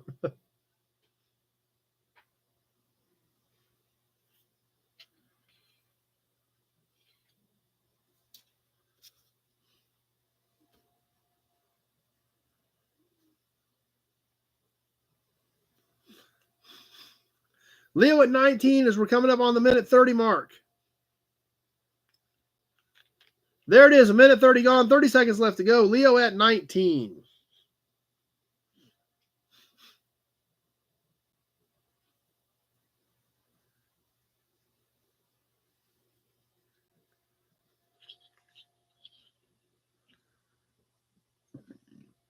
Ticking away, coming out of the wire, a few seconds left to go. Leo at 19. Tweedly D at 25. And that does it. Tweedly D snuck that one in there right there at the end.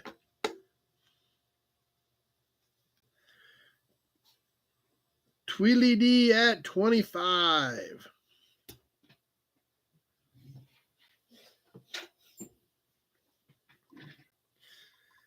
All right, we haven't done a grease cap yet tonight. Let's catch a grease cap. This one's in pretty decent shape for, I think this one, I'm pretty sure this one is a Chrysler. I think we've done a few similar to this, but I don't know if we've done one quite this good. Nice, crisp, clear C on this one. Obviously, we see the hex head out here around the side, kind of bulged out around the perimeter of it. Obviously, internal threads like all these are. Stamped inside, you can obviously see the C clearly stamped in the cap on this one. Leo started us off at 19. This one is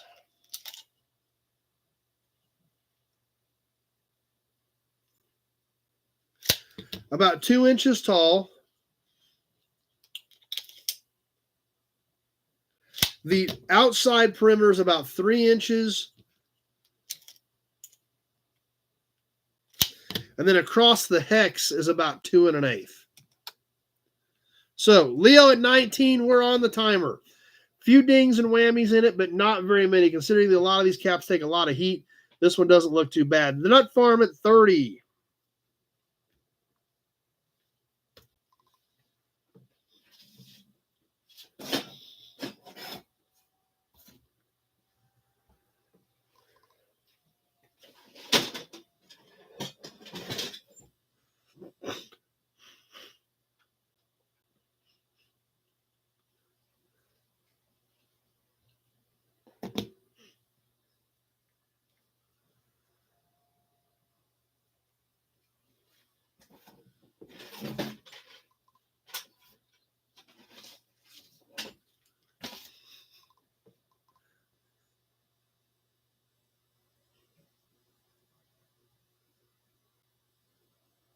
Coming up on the 1 minute mark with the nut farm at 30.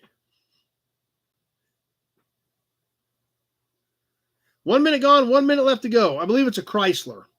Usually this kind of formal C was typically a Chrysler.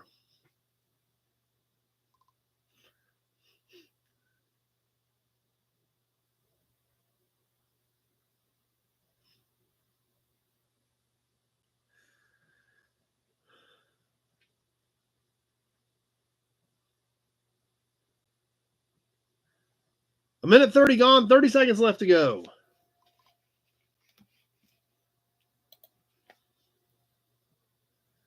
Okay, Chrysler. Alex said it is definitely a Chrysler. So, Randall with the nut farm at 30.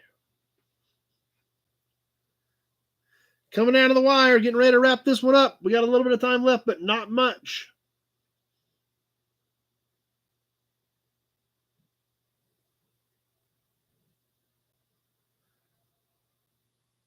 And that does it. Randall with a nut farm at 30.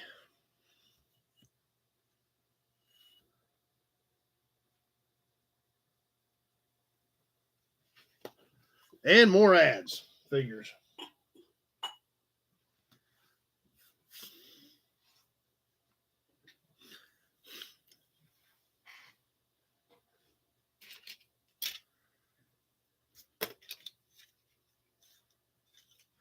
Okay, you guys let me know when we're back and ready to go. We'll squeeze a few more toys in here. Give you the Hudson badge in the meantime. For those of you that don't have ads, how about a Hudson and an Auburn badge? All right, starting to get some all clears. Let's go ahead and get rolling with the next couple of toys. We're going to sell you a pair of these. I got a couple of handful of these in various colors, so I'm probably going to keep some and sell some. So we're going to throw two of them out here together. These are very, very thin, cheap plastic pieces, but they're really cool. I don't know how old they are. I don't know if they are old. They resemble a 40 Ford Coupe. And I'm going to sell this set as a pair. Like I said, I got a couple handfuls of them. I got to go through them and see if I'm going to keep some, but I wanted to share a few of them with you.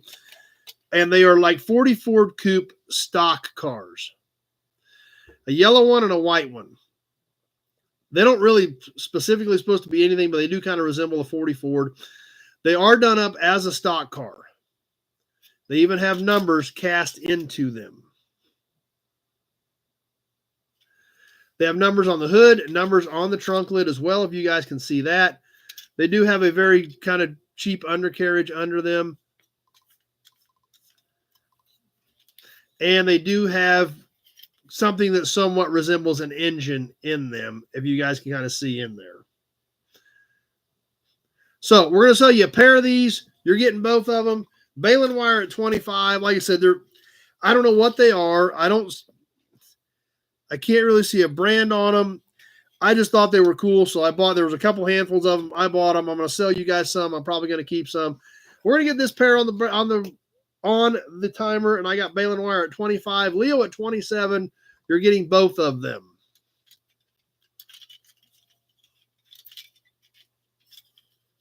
On the little kind of jalopy type cars, I guess is the best way to put them. Balin wire at 30.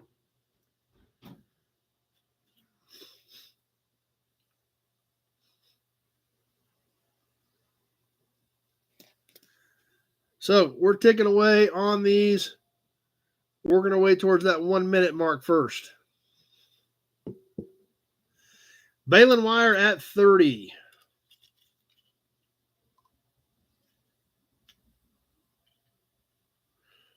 But basically styled after old jalopy type race cars, which is kind of what makes them neat, if you ask me. More hearts and fireworks. Always love that, guys.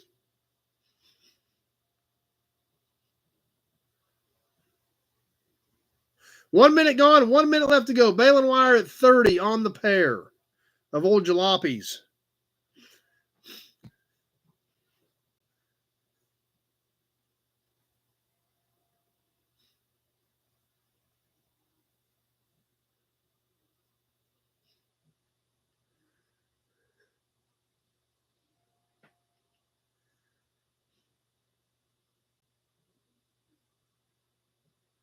A minute 30 gone, 30 seconds left to go.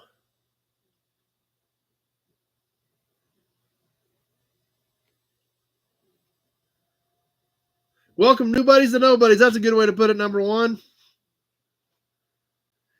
Balin wire at 30. As we're ticking away and coming down towards the end on this pair of little toy jalopies.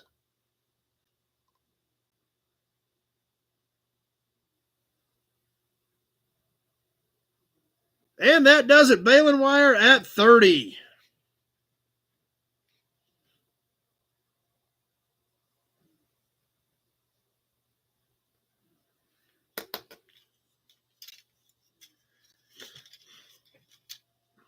All right. Those are cool. Like I said, I don't know anything about them, but they're neat looking.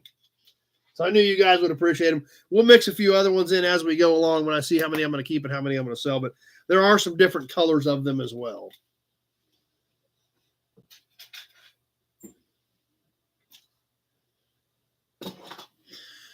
What's next? Oh, another cool plate. I did grab some cool plates tonight. We did one of this year a while back, but I got another one at the auction the other day, so I wanted to throw it in. Backing up not quite 100 years. Austin wants a can. We do have a can. We get a can here. Thanks for bringing that up, Austin. It's a little bit different of a can, too, so that's why I'm kind of excited about it. I don't know how rare or how valuable it is, but it is definitely a different can. We do need to squeeze that in, so I'm glad you threw that up there. But we're going to go back 97 years to 1927 on this plate. This is supposed to be gray with, I think, black letters. This one does have some light surface rust. It is not really deep or pitted the metal, but it has affected the paint. The black numbers still look pretty good on it. It is bent slightly. Back of it still looks pretty decent. These are another kind of odd size. Nick at 20.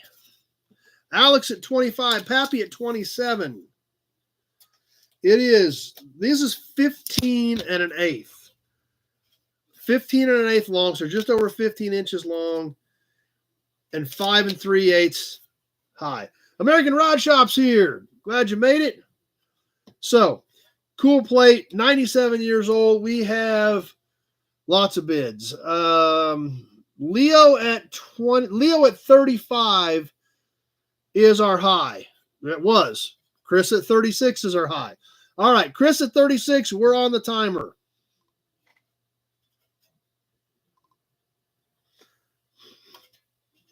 Martin's here with us.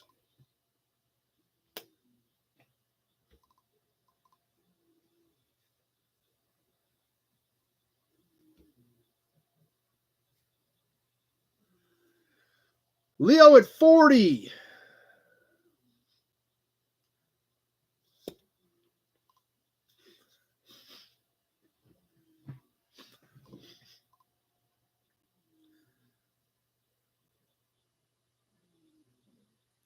Cool toy alert coming up.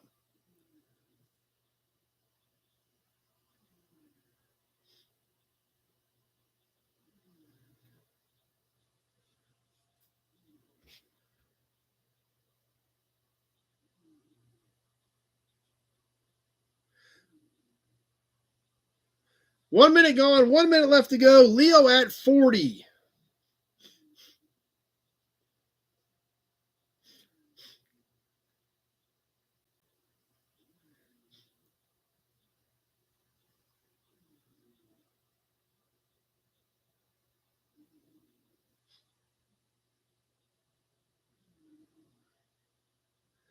Coming up on the minute 30.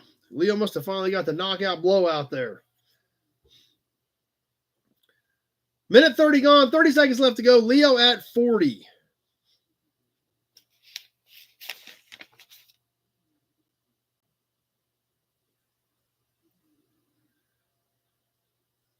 Tony, 42.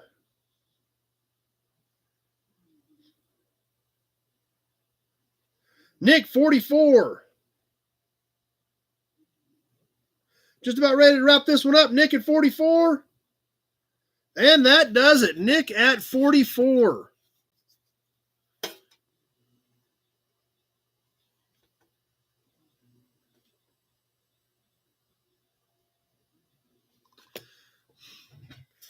Those are cool. I love those early ones. All right, like I said, cool toy alert coming up. And this one I bought, and when I bought it, I had to tell myself that it's going into the auction for you guys. Since it is a little bit bigger toy, $10 shipping. I probably paid too much for it anyway when I bought it, but $10 shipping because it is an all metal, old school, original toy, 60s era, and it's a Tonka, which is always great. Resembles a Ford, I believe, on this Tonka pickup in a very unique, interesting color. Check this thing out. Now, this thing is not perfect. It's got some scuffs and scratches in it. It's got a little whammo back here on the corner of the bed. But look at the color on this thing. Not one you typically see on a truck like this, on a toy. It's not really tan, not really pink. Tweedledee 20. Tonka sticker still on both sides of it. Like I said, a few dings and scratches, but a nice shine, nice finish. All original tires and wheels, wide white wall tires, both sides, all original hubcaps. And this is kind of cool. I thought this was kind of neat. It belonged to, and somebody got this as a present and they were super proud of it. And that somebody, whoever that was 50, 60 years ago, was Brad. Still has his name on it. Obviously, you wanted a toy like this back then, you definitely marked it. Grill still there, headlights still there, bumper still intact. So not a perfect piece by any means, but not too shabby considering it's 60s era. Chevy pewter metallic. There we go. On the Tonka. Tonka on both sides. That's exactly what I thought, Pete. It looks like fingernail polish. But there again, you had to mark your toys. A truck like this, big deal back in the day. Let me give you the dimensions, and then we're going to get this thing on the timer. We've got a ton of bids on this thing, so. It's about 12.5 inches long from the front bumper to, this one does not have a back bumper, so back to the back of the bed is about 12 inches to the front bumper. And it is 5 3/8 wide at the cab. That's right. The marking does give it history. That's for sure. Inside of the bed, not in terrible shape. I'm sure it was supposed to probably have had a tailgate. That is missing. So that's what I've got. Let's see where are we at on bids. Let's get ready to get this thing on the timer. That's right. If it could tell stories, imagine. This was a pretty big deal to some kid back in the 60s. It looks like baling wire at 85. Baling wire at 85, and we're on the timer. And we've got ads, so let's stop the timer real quick. Okay, we're back. Okay, not a big deal. We're on the timer. We're ticking away on this just super killer Tonka. So now you guys can understand why I had to tell myself that, like I said, I bought one toy that I'm absolutely keeping. But there was this and another truck that I had to talk myself down off of. The other one we won't get to tonight. I don't know if we'll do it next week or save it for the bigger auction, but great pieces. Baling wire at 85. We're live and on the timer on the super cool 60s era original Tonka. I'm sure it's original paint.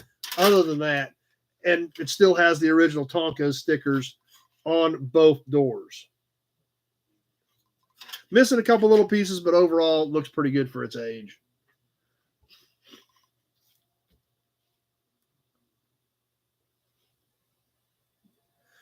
Coming up on the 1 minute mark. 1 minute gone, 1 minute left to go on this super killer Tonka. No interior in this one. Baling wire at 85.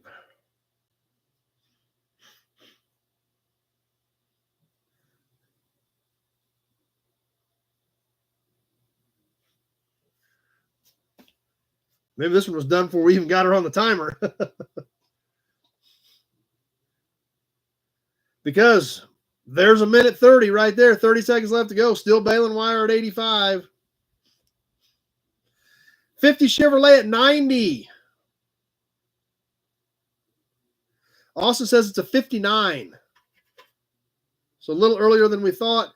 50 Chevrolet at 90. Balin Wire at 100.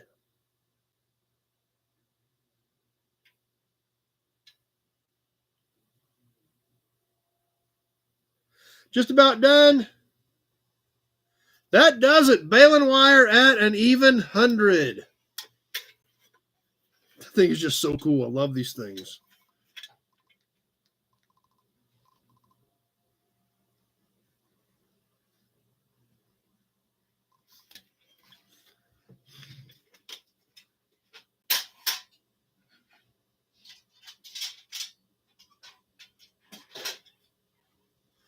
Okay, that was fun. Now, we're going to do something next that we've never done anything like before. I just got some of these at the auction Thursday. I got a handful of them. I'm going to auction 2 of them because I honestly don't know how many I want to sell. This is something that I've always watched for. They're hard to find. I know they're out there if you go out digging around on the internet. I know you can find them, but it's always a lot cooler when you stumble on them.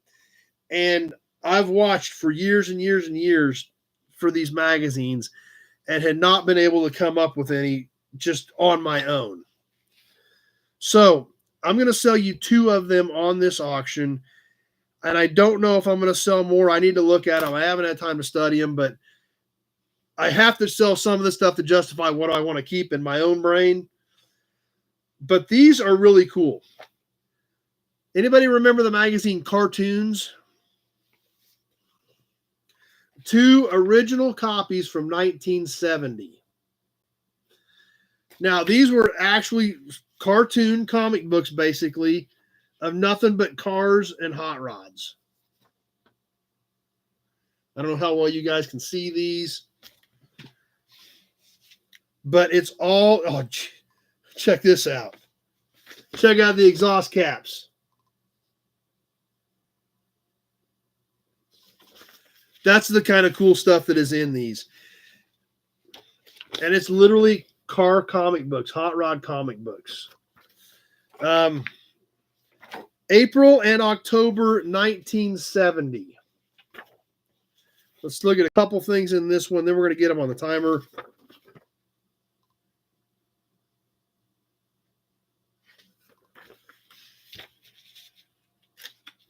But like I said, I've always kept my eyes peeled for these. Finally got my hands on a small stack of them. I'm going to sell you guys these 2, and then I'll go through them and see if I'm going to sell any more, but I don't know if I really want to or not. Let's see where we got bids all over on these as well. Leo, 49. Let's get this thing on the timer. Leo at 49 on 2 issues, original 1970 issues of cartoons. Balin Wire, 59. I want to read the comics on the back. Hey, I got something to do while I'm talking to you guys. I can read the comics on the back. What do you think of that? New one on the nut form. Yeah, these are not something you stumble across very often. I mean, I literally have thousands of magazines, and I don't know if there was 10 or 15 in this stack that I got of these, but out of the thousands of magazines I bought, I've never come across a stack of these. Like, they're out there if you do enough digging around, I'm sure, but Balin Wire at 59 as we're coming up on the 1 minute mark.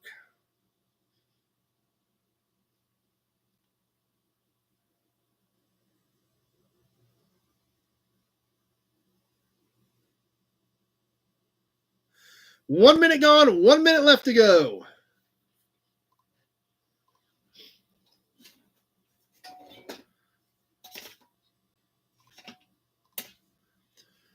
They did come back out for a while. I don't know if they still are or not. Pete used to read them in the store till they'd run him off.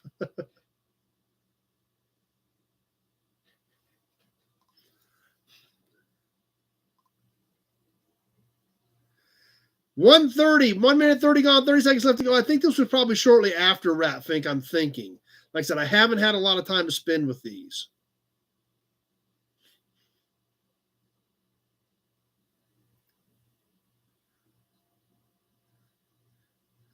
Coming down to the end, Balin Wire at 49. This has been The gloves came off with Leo and Balin Wire on these, but Balin Wire's in the lead at 59. And that does it. Balin Wire at 59.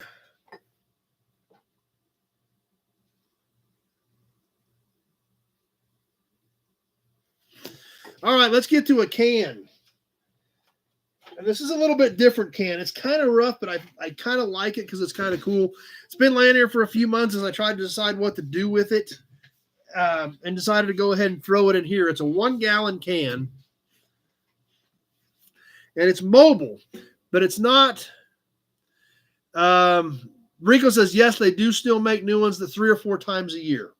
So they do still print a current issue of that 3 to 4 times a year. Thanks for throwing that in, Rico. Let's give everybody a Hudson badge, and then let's get to this mobile can.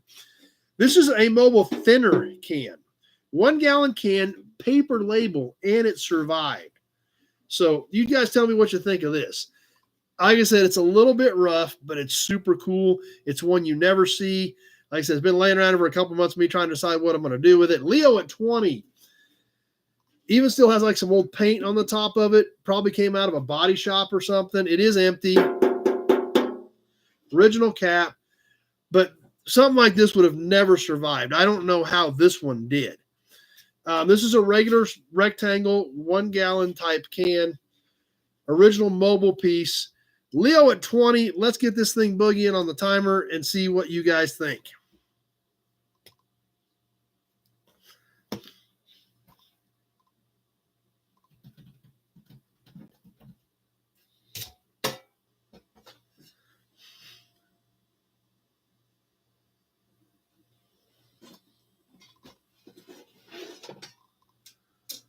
Leo must be the only fan of it. I said I didn't know what to do with it, so we'll see what you guys think.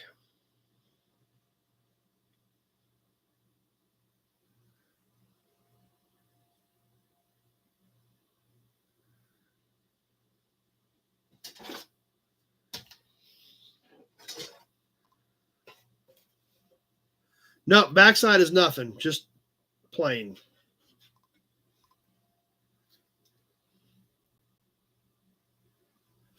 Used to cut them up and put nails in them. Yeah, I've seen a lot of people do that too. EJ, 25. 1 minute gone, 1 minute left to go. What's it say on the front label? Just thinner 7-T-2. Val something coatings. Valdora Coatings Division, Saucony Paint Products at the bottom.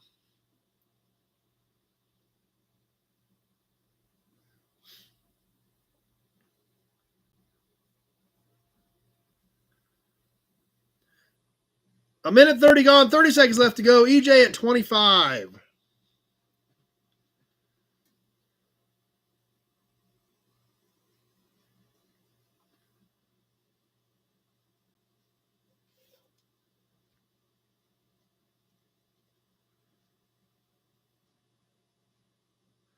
Just about ready to wrap this one up. We're coming out of the end. EJ at 25. Austin at 26.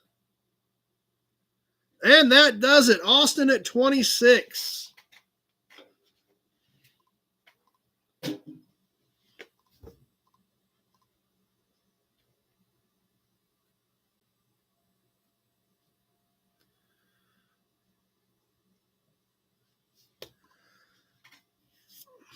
All right.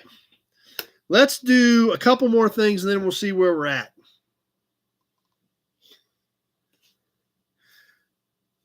And I got a little bit. We got a couple more license plates. I got 2 more plates and a can set out here. Who bought our 34 plate? Alec got our 34 plate. Well, I got something to go with that 34 plate. I dug another one out. How about a 34 truck plate with the T on it? T69-527. This is the same size plate and everything as the one Alec just bought. We'll give you the dimensions on it. Leo at 20 on the truck plate. Pappy 28. 14.5 by 4 3/8. So we put it back to back with the one that Alec just got. Same size. only this one is a T for a truck plate.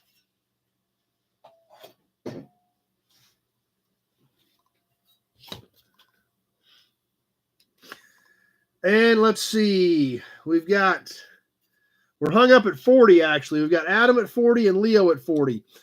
So we're going to get her on the timer. We're hung up at 40, but I'm sure we'll get at least a $41 bid to go along with this.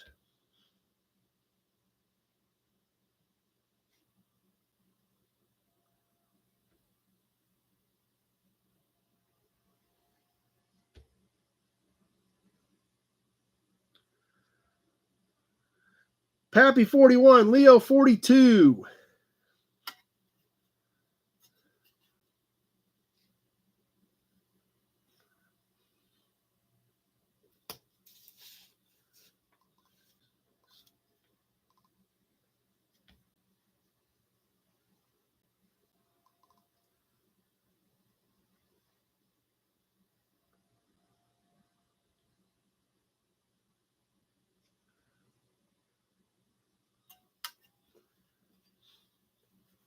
Coming up on the 1 minute mark, we've got Leo at 42. 1 minute gone, 1 minute left to go.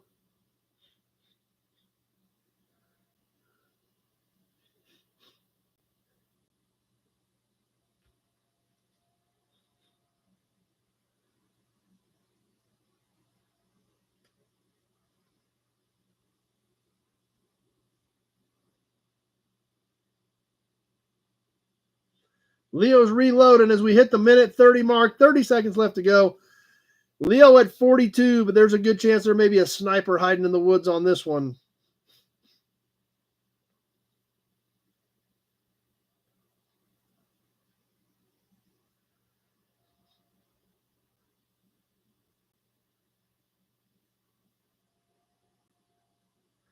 Just about ready to wrap this one up. Double W at 52.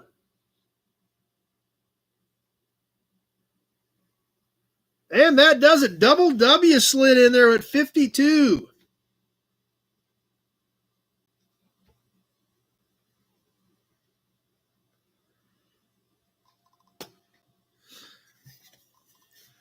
All right, congratulations, Double W. I think that's probably your first win.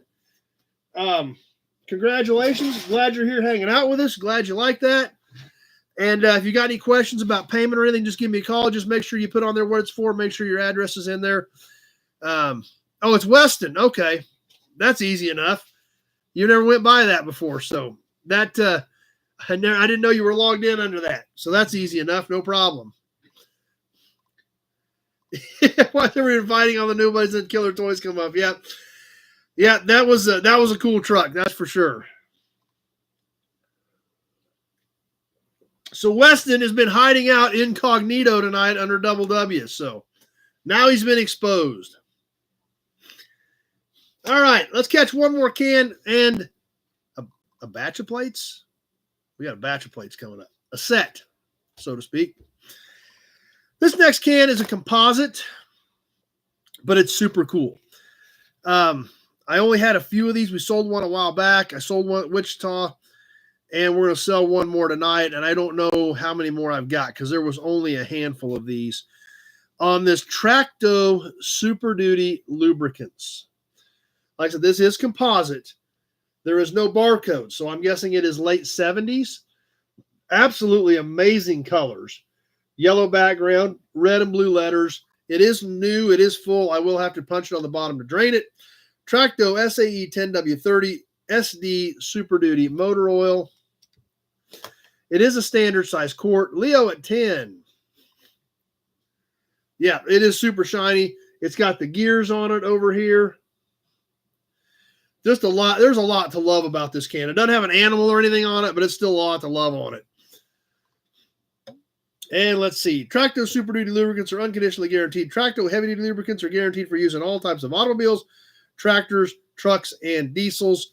Alex at 25 on the super cool Tracto Super Duty quart, and we are live and on the timer.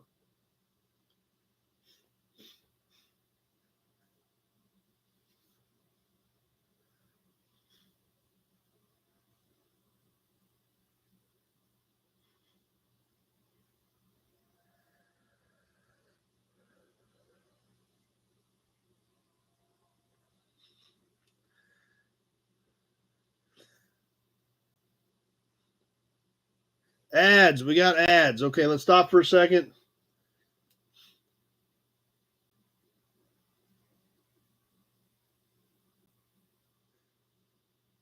Okay, we're back. 30 seconds had only gone by, so we're going Dennis at 35. Alex at 38.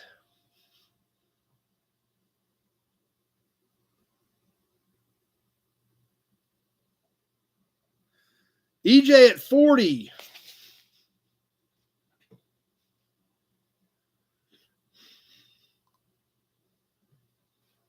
Dennis at 45 as we hit the 1 minute mark. 1 minute gone, 1 minute left to go.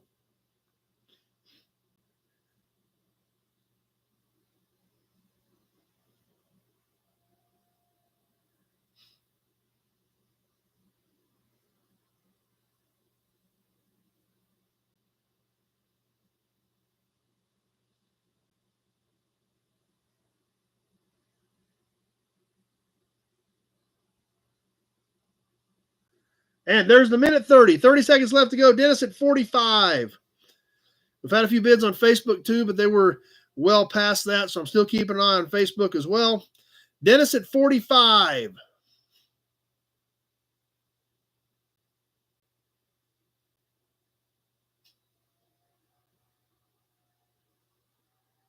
Just about ready to wind this one down. Austin at 46.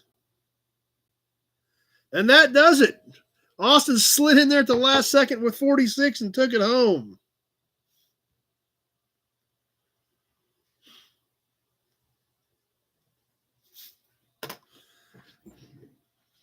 Slid that one in at the last second. All right, let's do this set of plates.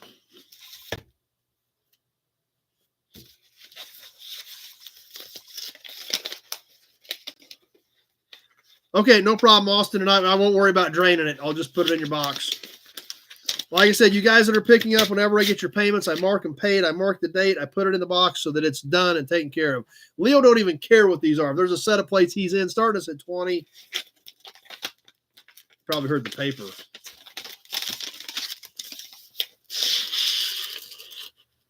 $1966, $79.48.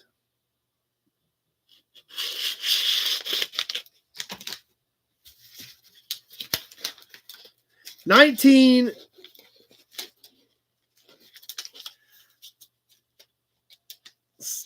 on, we're not cooperating here. I want to show these to you.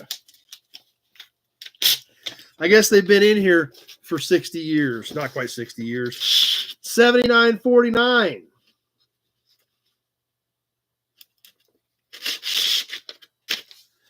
And yes, $79.50. All three of them consecutive numbers going together in the envelopes. These are County SW.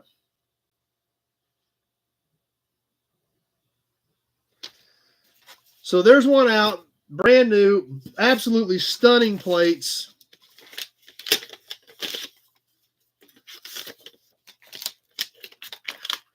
And let's see, we got bids on Facebook and YouTube. Let me see where we're at. Leo at 60 is the current high bid. Leo at 60. Let's get this thing on the timer.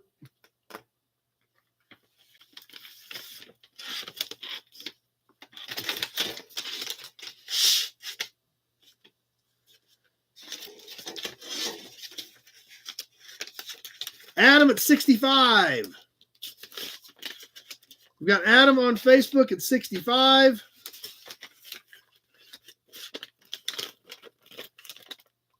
Glenn at 70.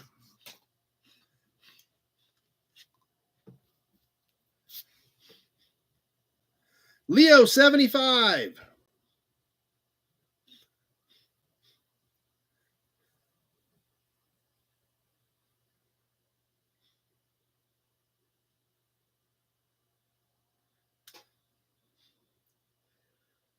Glenn at 80. As we're coming up on the 1 minute mark. 1 minute gone, 1 minute left to go. Glenn at 80.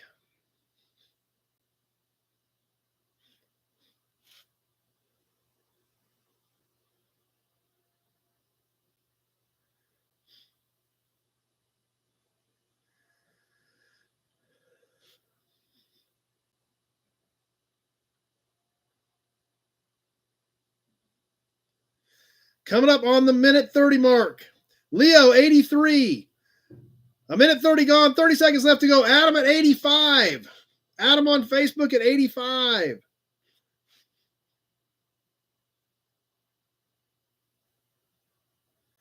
As we're ticking away, we're getting close to 2 minutes. I've got Adam at 85.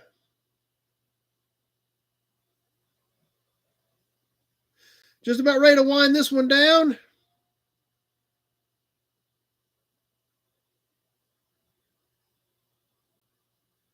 And that does it. Adam at 85. That's a good thing, too, because my hand was really getting sore holding these things. So, Adam at 85.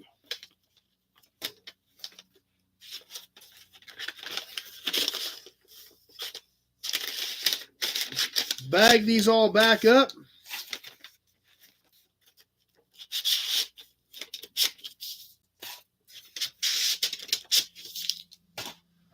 And mark those to Adam at 85.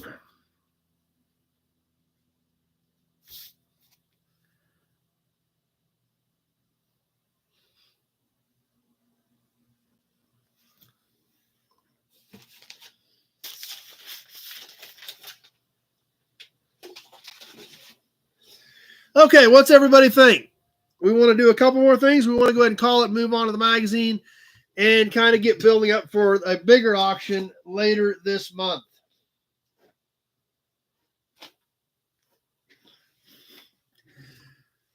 Couple more, want more cans? Okay, let me see. I don't have any more cans laying here. Let's see what I got here real quick. A couple more. All right, we'll do 2 more, and then we're going to call it and cut it a little bit short tonight. So,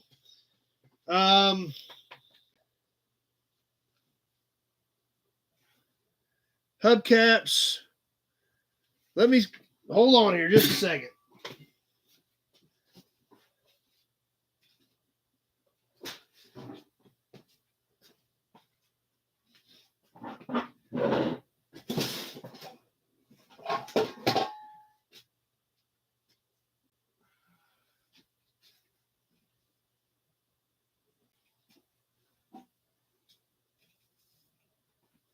Okay, I got a hubcap and I got a can. How's that sound, guys? We'll do a hubcap and a can because we haven't done any hubcaps other than grease caps in a while. And I've got a killer can that's been laying over there in the tub for quite a while. I've been wanting to squeeze in. I don't have any valve covers tonight, so we'll do 2 more. Then we're going to go ahead and work our way into the magazine and get ready for a bigger auction in a couple weeks. So 1 cap, 1 can coming up. We'll start with the cap, then we'll wrap with the can. This can is great, too. This is a great can. The cap, let's go back to our Mopar fans with this super cool Plymouth that I believe is from the 30s. Obviously, dings, dents, nice, bright, shiny chrome, though. But this thing's 80 or 90 years old. So I guess it's got an excuse to have some dings and dents. Obviously, the cool part about it, you could repaint the Plymouth if you wanted to, because the Plymouth part is not whammied that bad. It all still has depth to it. So you could repaint that Plymouth, repaint this ring around here, and this thing would look killer on the wall. Back is a steel cap base. It does have some rust damage back here on the back side of it, so it's not really a good usable cap, but it is a killer looking cap. It's a little bit smaller than what we normally see. 8 3/8. A lot of these are closer to 10. This is 8 3/8, but it's also earlier. Like I said, I believe it's probably mid to late 30s on this Plymouth cap. Let's see bids on both formats here. Where's our high bid at? Looks like Chris at 15 on the Plymouth cap. And let's go.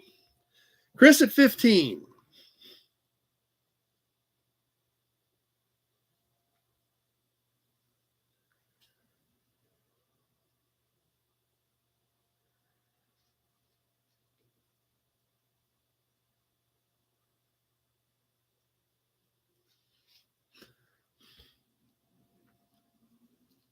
Oh, this was a little cooler than that. Chris at 15, but we'll see what happens. We're just getting started.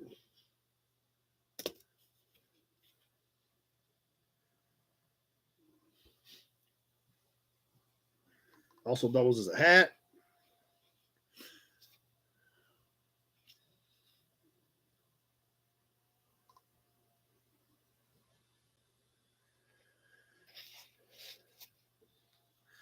Kevin, 18. The Nut Farm, 25.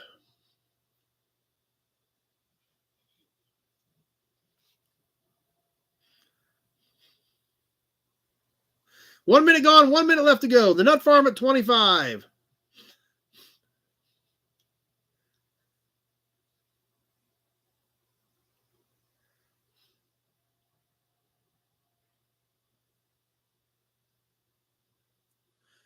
Sam at 27.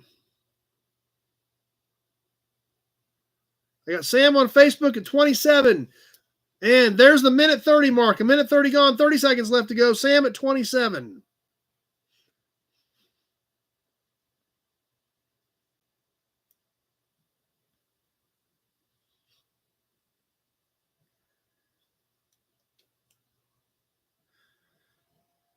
Coming down to the wire, getting ready to wrap this one up. A little bit of time left. Kevin at 28.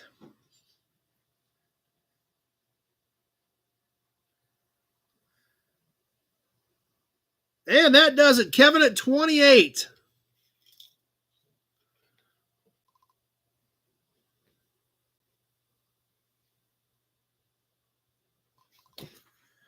Nut Farm had a 35 in there. It didn't make it. Sam had a 30 in there. It didn't make it. Holy cow. There was a lot of people gunning for that. All right. One more can. And I love this can. I had two of these. I kept one. This is a metal can. It's probably 60s era. It's killer. I love it.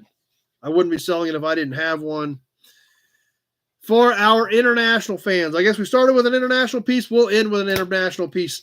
Leo don't care. He's starting us at 15. If I tell him it's a good can. International Tweedledee at 20. And it does have the IH on it, guys. International 251H EP Grease. Leo at 25. Number 2, multi-purpose lithium extreme pressure grease, 1 pound can, pop top lid. Do not mix with sodium or calcium type greases. Okay. The International Harvester Corporation, Chicago, Illinois, USA. On the International 251 IHP EP grease can with that big killer IH on it. Check this thing out. Now, there is some fading of the red over here. It looks really nice over here and on around the back. But over here near the metal seam, we do have some discoloration. This is a pop top here, and this whole top pops off. Bottom's in good condition. It is a 1 pound grease can, which means it is 4 1/8 in diameter. So basically 4 inches in diameter. And 2 5/8 tall. 2 5/8 tall. Dennis at 45. Like I said, I had 2 of these. I kept one. These things are great. Leo at 46. Let's get this thing on a timer. Balin wire at 49.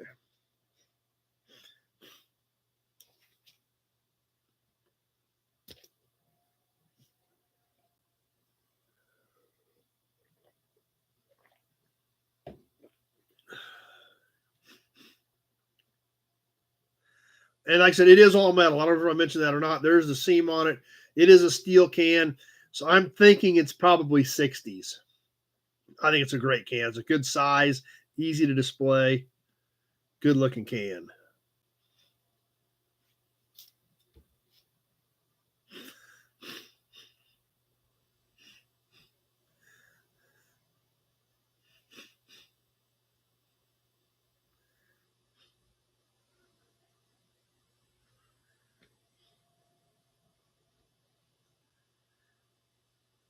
No green cans tonight, EJ.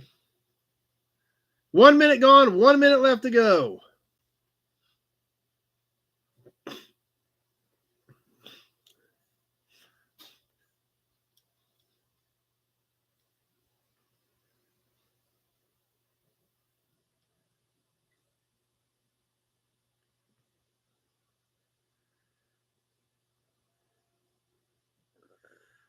Balin Wire at 49. Was that the knockout punch? I don't know. We're going to find out here in 30 seconds because there's a minute 30. We've got 30 seconds left to go. Balin Wire at 49.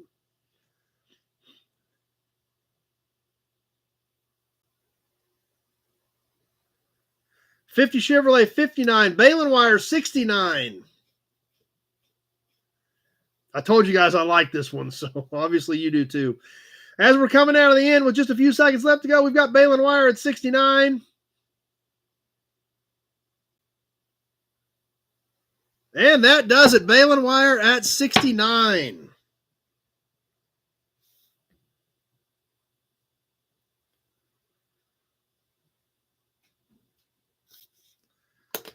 So cool. I said, I figured you guys would dig that because I know I did.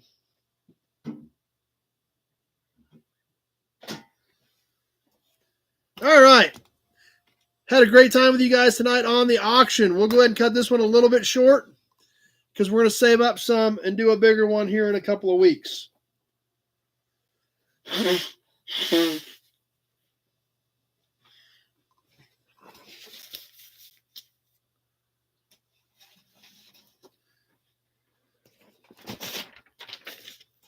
All right, let me get regrouped here for just a second. We'll have a Hudson badge while we think about it.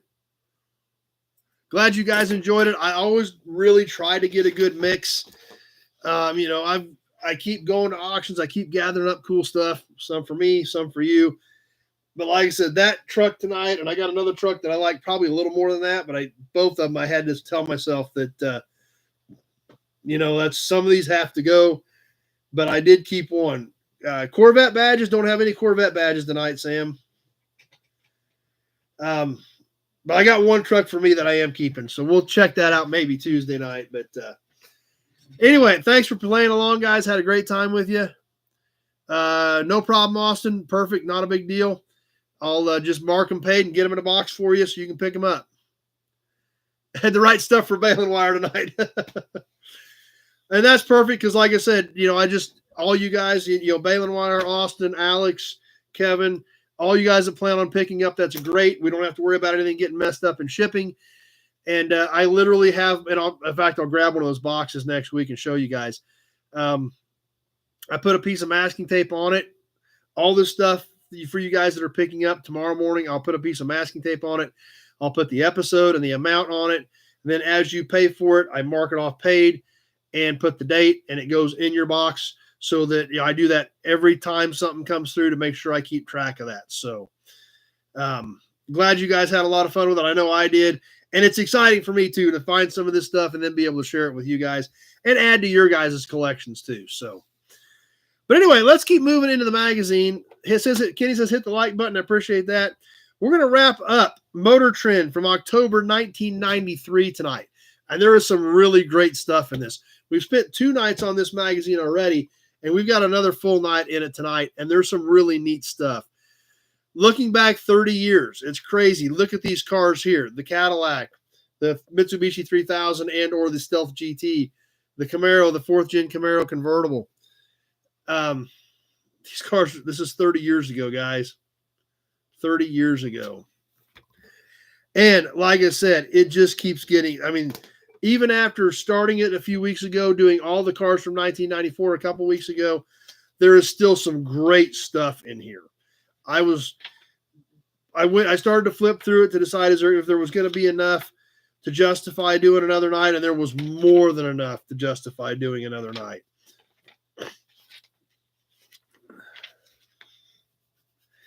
Starting off with a driving impression. The Ferrari 456 GT. Now, I know a lot of you guys may or may not be into this stuff, but I know a lot of you guys do, though, that I do like Ferraris. That is one car I do miss. I do still kind of wish I had my Ferrari, but I sold that when I bought the first parts store, but I do kind of miss that little 308 that I had. Ferrari 456 GT. This was kind of a different Ferrari for the time. 12-cylinder, front engine, 4-passenger Ferrari. Yeah, no kidding, Kenny. I know the feeling.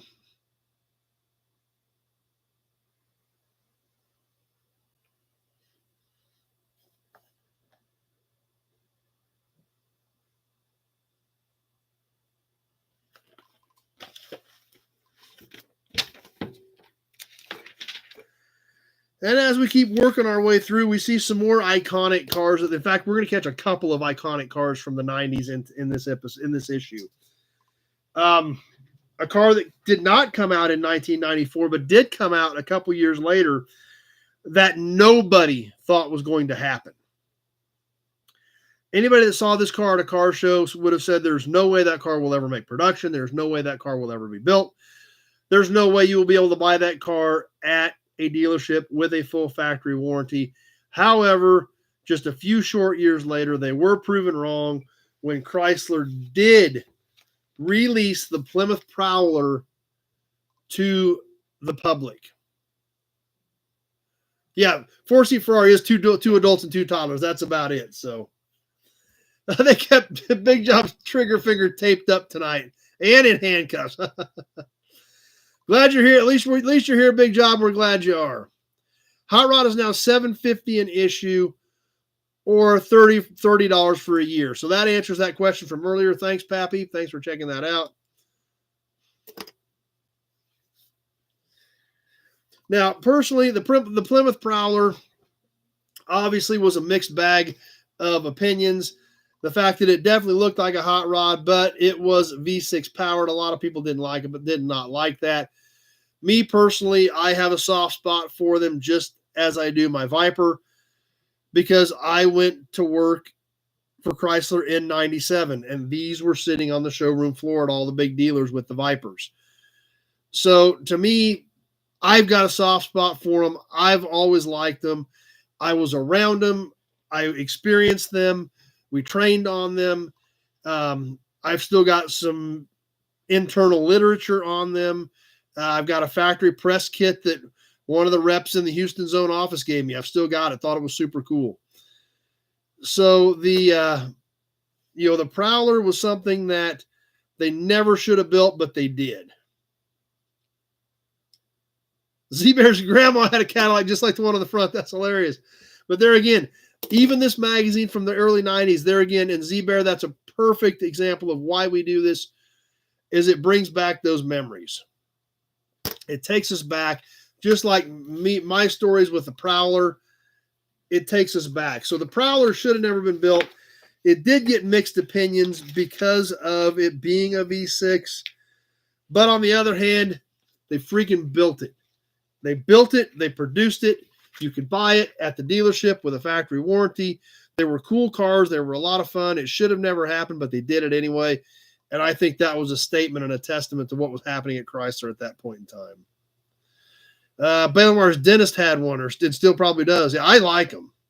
And that's another great point, Pete, that I was going to mention, is a lot of people did remove the front bumperettes. They had to be on there for government crash test ratings, but they did look a lot better once those bumperettes were removed.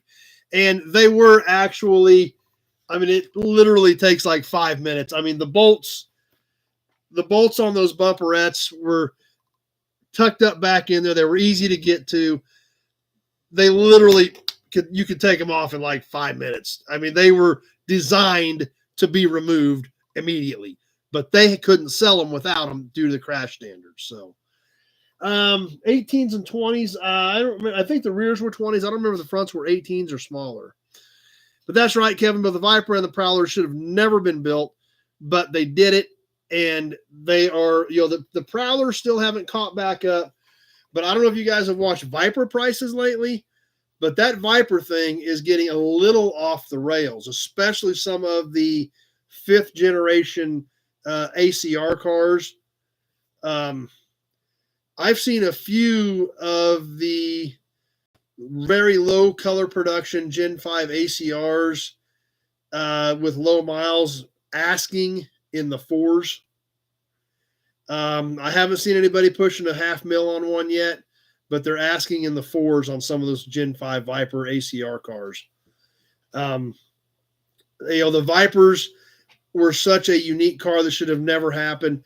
They are just getting old enough now, and that the Viper market, if you want a Viper, you better buy one now, because they're getting worse and worse by the day on the Viper prices. Lutz, Lee Iacocca was around at the beginning of the development of the Viper. The Lee Iacocca was well gone by the time the Prowler came out, but that was Lutz and Eaton that pretty much ramrodded most of that stuff through. Kevin made go-karts of these in his fiberglass shop. That's cool.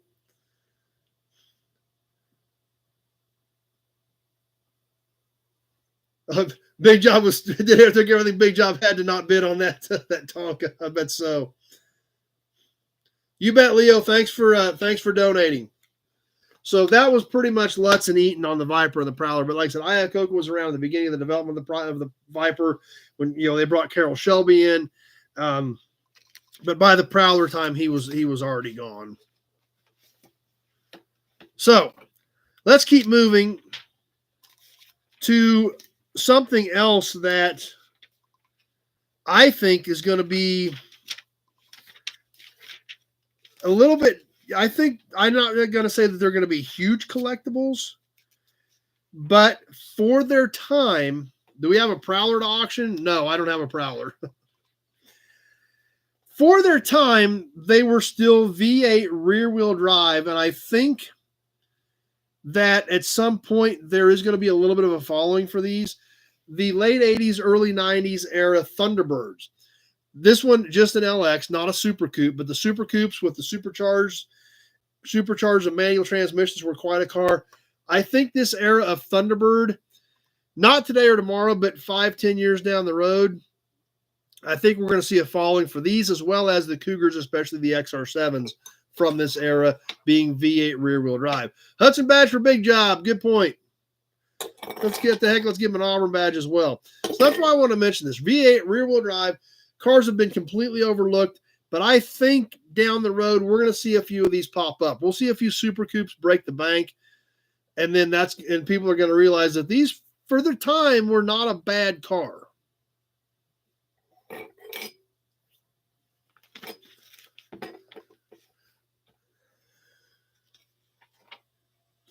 We're going to catch a couple of more iconic cars from the 90s, and then we're going to check out some killer ads.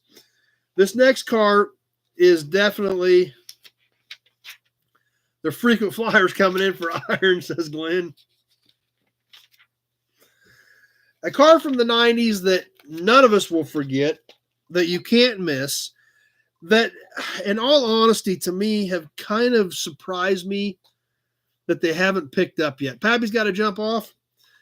I'm surprised that these cars have not gained more traction yet in the market. They have a following, but we're not seeing really super strong prices. Anthony, 2 of the supercharged T-Birds on his Facebook in Prince George, 200 miles from me, $5,000 Canadian for both. One black, one white. It probably just depends on how solid they are up in that area. If they're up in that area, they may be pretty rusty too.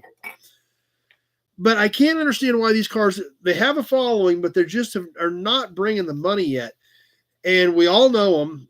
I think they were a great car, full-size V8 rear-wheel drive, all blacked out on the new for 1994 Chevrolet Impala SS. There again, it's kind of funny and kind of weird to be sitting here in 2024 looking at these, but there again, we're starting to get old. No problem, Kevin. Glad you were here.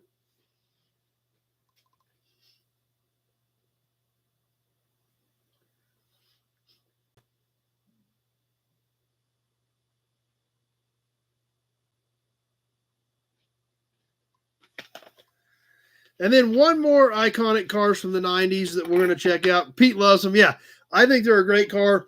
I think now is the time to buy them. And that's right. And that's another good point, Glenn. They were just a good driving car.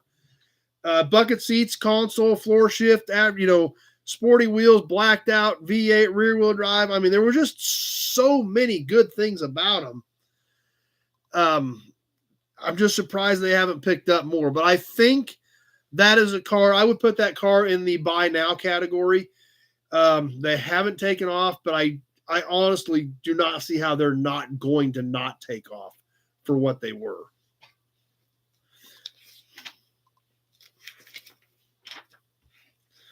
One more iconic car from the 90s before we get into some really cool ads from the 90s. The small car war will heat up next spring. Remember, this is in October of 1993 when this was released. So this was being written in August of 1993. The small car war will heat up next spring, meaning spring of 1994, with a new for 1995 model Chrysler Neon. Yep, the first generation of the Neon, released in 1994 as a 1995. There again, these cars I kind of blew off at the time. I look back at my time with Chrysler. I look at the Neon Challenge series and the little coupes they built little road race cars out of. And they weren't a bad car. For the time, for a little sporty economy car, they weren't bad. You could get the little coupe and not terrible. Pete's brother had a Neon. It was fun to drive. They weren't bad little cars. They really weren't.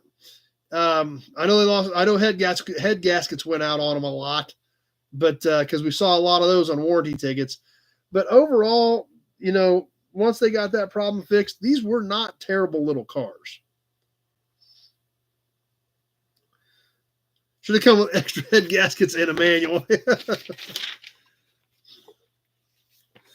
Technical data. The 1995 Chrysler, they call it a Chrysler Neon, although they were only sold at Plymouth and Dodge dealers, badged as a Plymouth and a Dodge. Same car. One said Plymouth, one said Dodge. They both said Neon. Same thing. Body style, 4-door, 4-passenger at this point. This is prior to the coupe. Front engine, front wheel drive. Single overhead cam, inline 4-cylinder, 133 horsepower. This was just listing it with a 5-speed manual at this point. But you've got to remember, we are basically talking pre-production cars at this point because this is the October 93 issue. So this was being written basically in August of 93. That's right. They did have pillarless windows on those first generation Neons. That's true. And they did have looking at you headlights. They had little eye pop up, kind of looked like eyes looking at you for headlights. So for the time, they weren't terrible cars. But this information here we're looking at is pre-production. So they just listed a 4-door, which we all know a coupe came out shortly thereafter, listed only with a manual. Z-Bear, the Impalas are extremely hot in California. Nothing good under 40K. Same with the 91 Caprice. Yeah, and the Caprices are going to come up right behind them. So out on the West Coast, Z-Bear, they probably are starting to tick up. That wouldn't surprise me a bit. Bill, this got to jump off. Glad you're here. Randall with the Nut Farm's daughter had her first car was a Neon. Base price estimated $9,000. Kind of crazy that you can buy a new car for under 10 grand, but that was 30 years ago. So there it is. The soon to be released in spring of 94, the 1995 Dodge and or Plymouth Neons.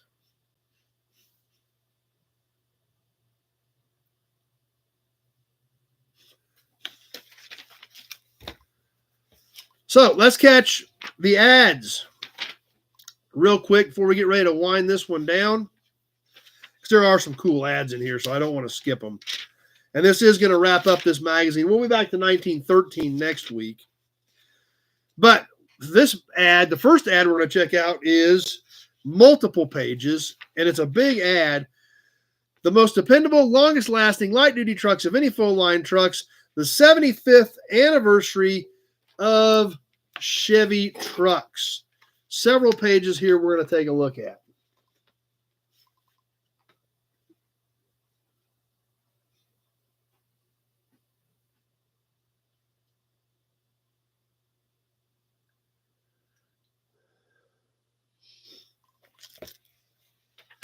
Neon's had class-leading horsepower and torque on the base models. I think they all came with AC.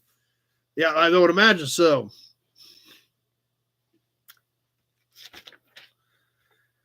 S10s. Chevy trucks, the 75-year history. A timeline across the top with new product in the ads at the bottom.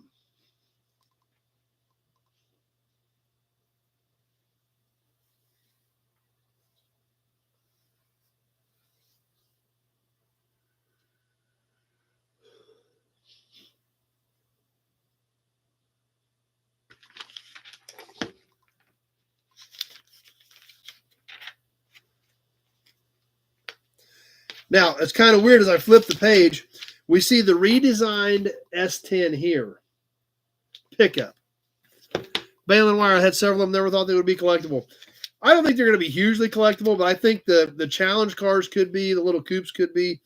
We flip the page, the S10 Blazer is still being advertised in the old body style.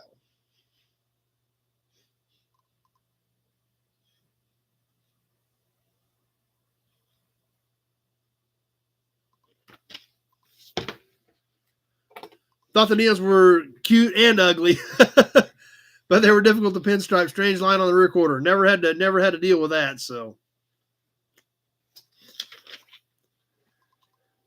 Chevy trucks, the Astro vans, the Suburban, the full size, as well as our timeline continuing across the top. Like I said, several page ad.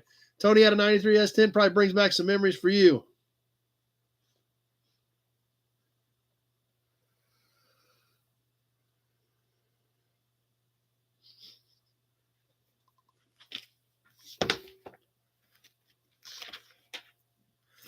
And the final page, win this stunning new 1994 Chevy S-Series pickup. That's right, we're giving away an all-new S-Series pickup, the Chevy S-Series ZR2.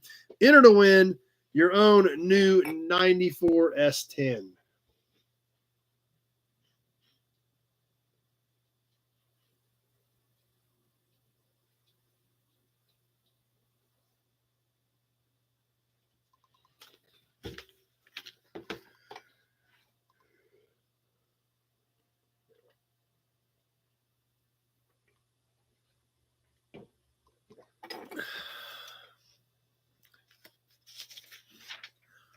The next ad we're going to look at, I know this is going to bring back some memories because I remember these. Neons were high school parking lot heroes, always beating Cavaliers and Corollas and Sunbirds and Hondas and even Escorts. I remember these ads in every magazine back in the day, 30 years ago when I always used to look at these car magazines, and I know this is going to bring back some memories for some of you guys. For the tire rack, everybody's got to remember these big, huge tire rack full page ads.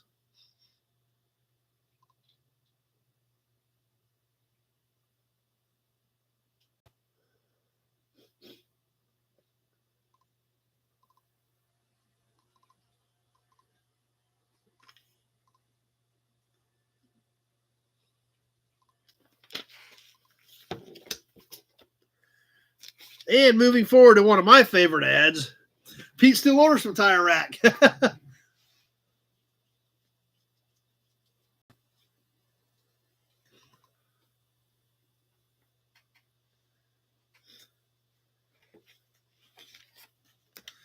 Now, one of my favorite ads is I've got some of these cars not in this configuration, but transformed the new 1994 Firebird Trans Am. Now, I've got a couple of these. Mine are 25th anniversary editions. I've got one that I've had for several years that we've taken on race week and had a lot of fun with. I've got another one that I bought wrecked. It needs a right front fender and a little bit of work on the door on it. They are both 25th anniversary cars. Of the 2000 that they did make, I've got two of them. They were available in a fixed roof, a T-top, and a convertible. I do not have a convertible. I have one T-top, one fixed roof. I've got the most common one, which is the T-top automatic CD, which they made 750. I've also got one of the rarest ones, which was fixed roof automatic tape deck, no CD. I think they made 59 of those. So obviously, there again, kind of like the Chrysler stuff, this era of Firebirds and Camaros also gets me excited. Of course, you guys know anything Firebird and Camaro usually gets me excited, but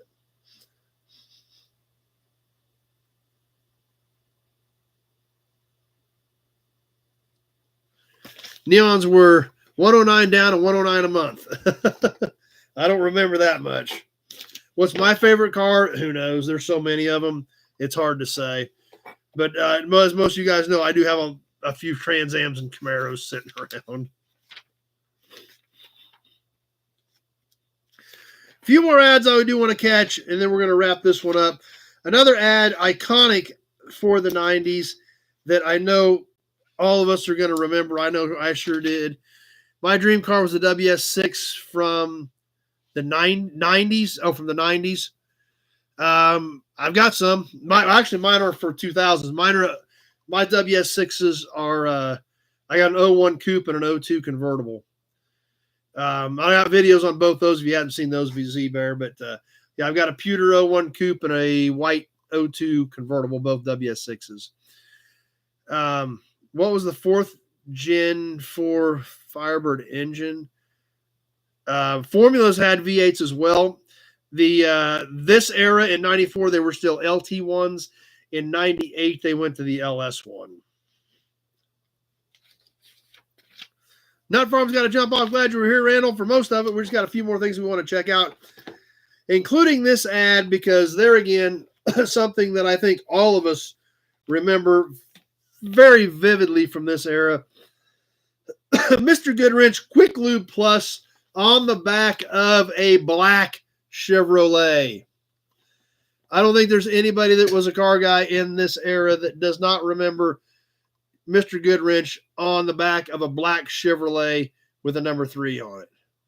Sam's like 77 Trans Am. Nothing wrong with that either, that's for sure. I've got a 78, but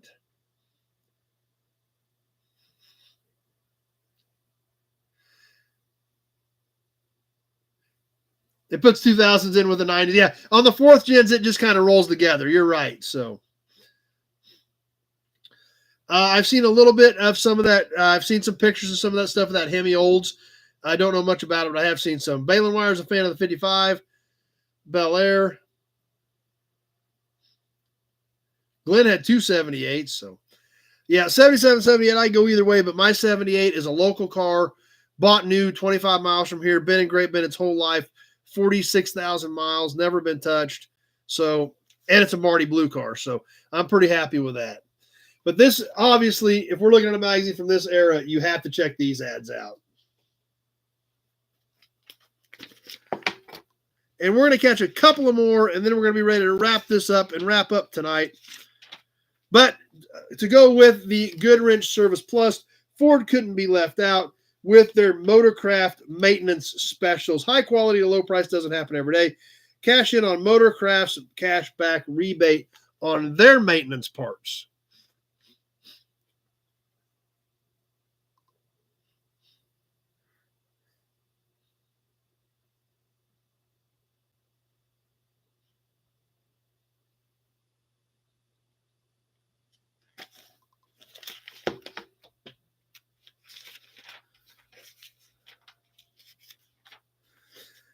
And another performance ad for Texaco Haviland. This is getting towards the end of Texaco.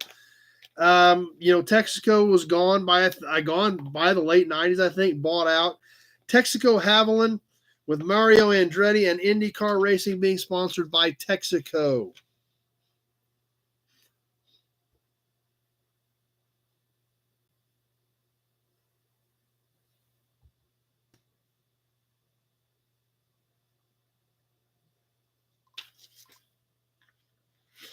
And one more ad on the inside back cover that we have to catch before we wrap this magazine up.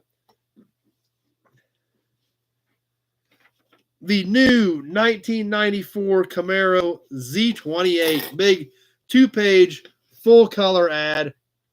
Big Jumps had ads every 3 to 4 minutes. Holy cow, that's nuts.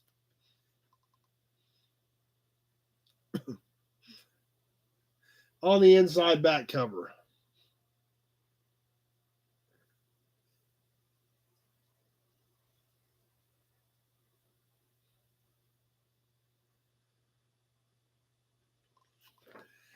And that'll do it, finally.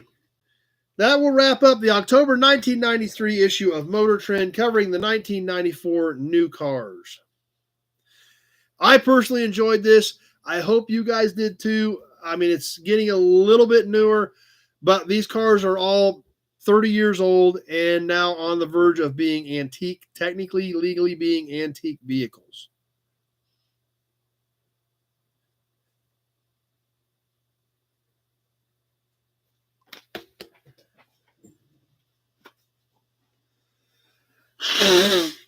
So, I like mixing it up. I hope you guys are good with it. We have a lot of fun doing it, and I like doing some of that different stuff. We'll catch some more of the 1913 next week. We'll mix some more stuff in and have a lot of fun with things. So let's catch a couple more badges.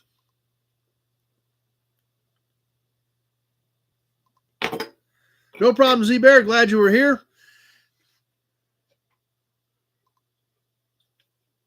So let's plan on trying to do a live from the yard next Sunday. I will try to remember to put up a notification, 30 minutes or an hour before we go so that we're ready. We'll see how many of you guys have time to jump on. If we get a good crowd on, it may go for a while. If we don't have a big crowd, it just won't stay on that long. That I'm not sure. If the GSX and the Rally, I don't think it is. I think it's different. Just from seeing the cars in person, I think the GSX yellow is a deeper yellow than the Rally 350 yellow. That's my opinion. I can't prove that, but I've seen those cars in person, and I think the Rally 350 is a lighter yellow than the GSX's yellow. So, but anyway, what's coming up this week? Obviously, we'll try to squeeze that live in next week. We've got several videos. I think I've got like 18 videos uploaded right now, already in the can. So we've got a lot of cool stuff to start pumping out. Obviously, we've got the Pioneer Village videos out there. I need to. Austin is coming on the 19th, so glad Austin's going to be here and ready to go for the 20th. That's exciting. Glad you're excited about it. We'll get some of those. I'll get some of that Pioneer Village stuff up. I want to get the video up on the donations for sure, because that's your guys' money. Now, we don't have the signs on them yet because Will didn't know what I wanted to do until we got there. So Jeff agrees with me on the yellows.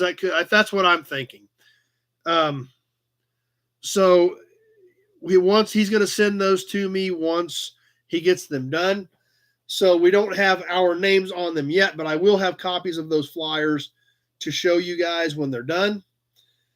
But I do want to get the video up of what we did. I want you guys to see where your money went. And I can't thank you guys enough for supporting Pioneer Village. Obviously, you guys know I love it. Every one of you that has been there, says it's an amazing collection, and that's how I feel about it. So I thank you, and I appreciate your support of doing that and believing in me. You sent me your money. You didn't know if I was going to take your money and use it to throw a kegger or actually take it to Pioneer Village. But it is up there. Our names will be on those cars from the Nobodies of the Nobody Show YouTube channel. And that's all thanks to you, plus the one for Leo and the one for Randall. Those will all be in the same video. We'll try to get that one up. I've still got stuff from my buddy's yard. I've had so much new inventory coming in. I keep trying. I'm getting behind on even shooting it. I'm trying to get some more stuff shot and get it uploaded, but a lot of new inventory we haven't shared with you yet either. So that stuff will all be coming very soon.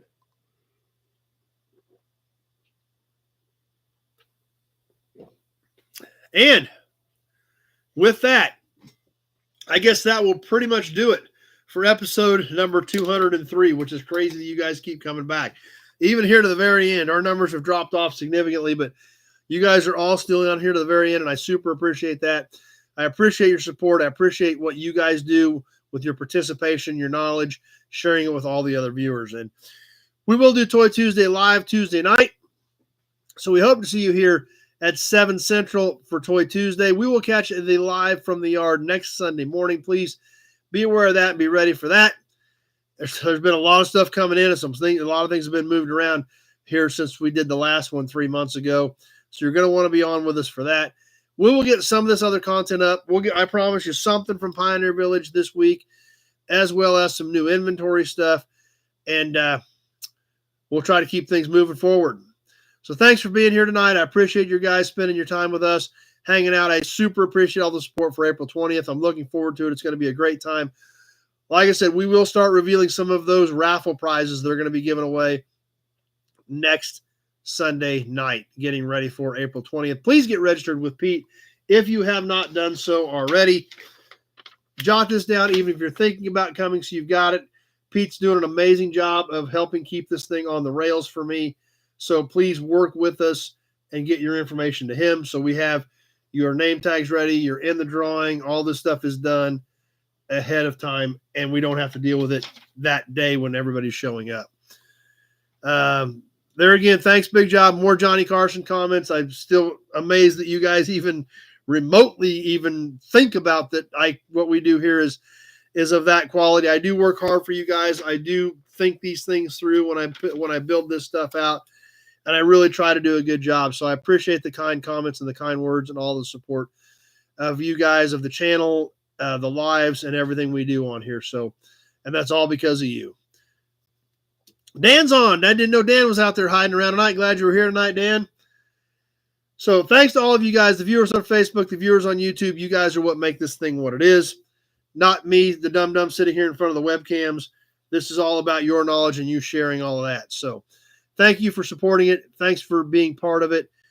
And we sure hope to see you. Definitely hope to see you Tuesday night, and definitely want to see you live Sunday morning from the yard. But if nothing else, we sure hope to see you all right back here, 7 o'clock Central Time, next Sunday night, same bat time, same bat station for more Sunday Night Live Chat. Have a great week, everybody, and we will see you soon.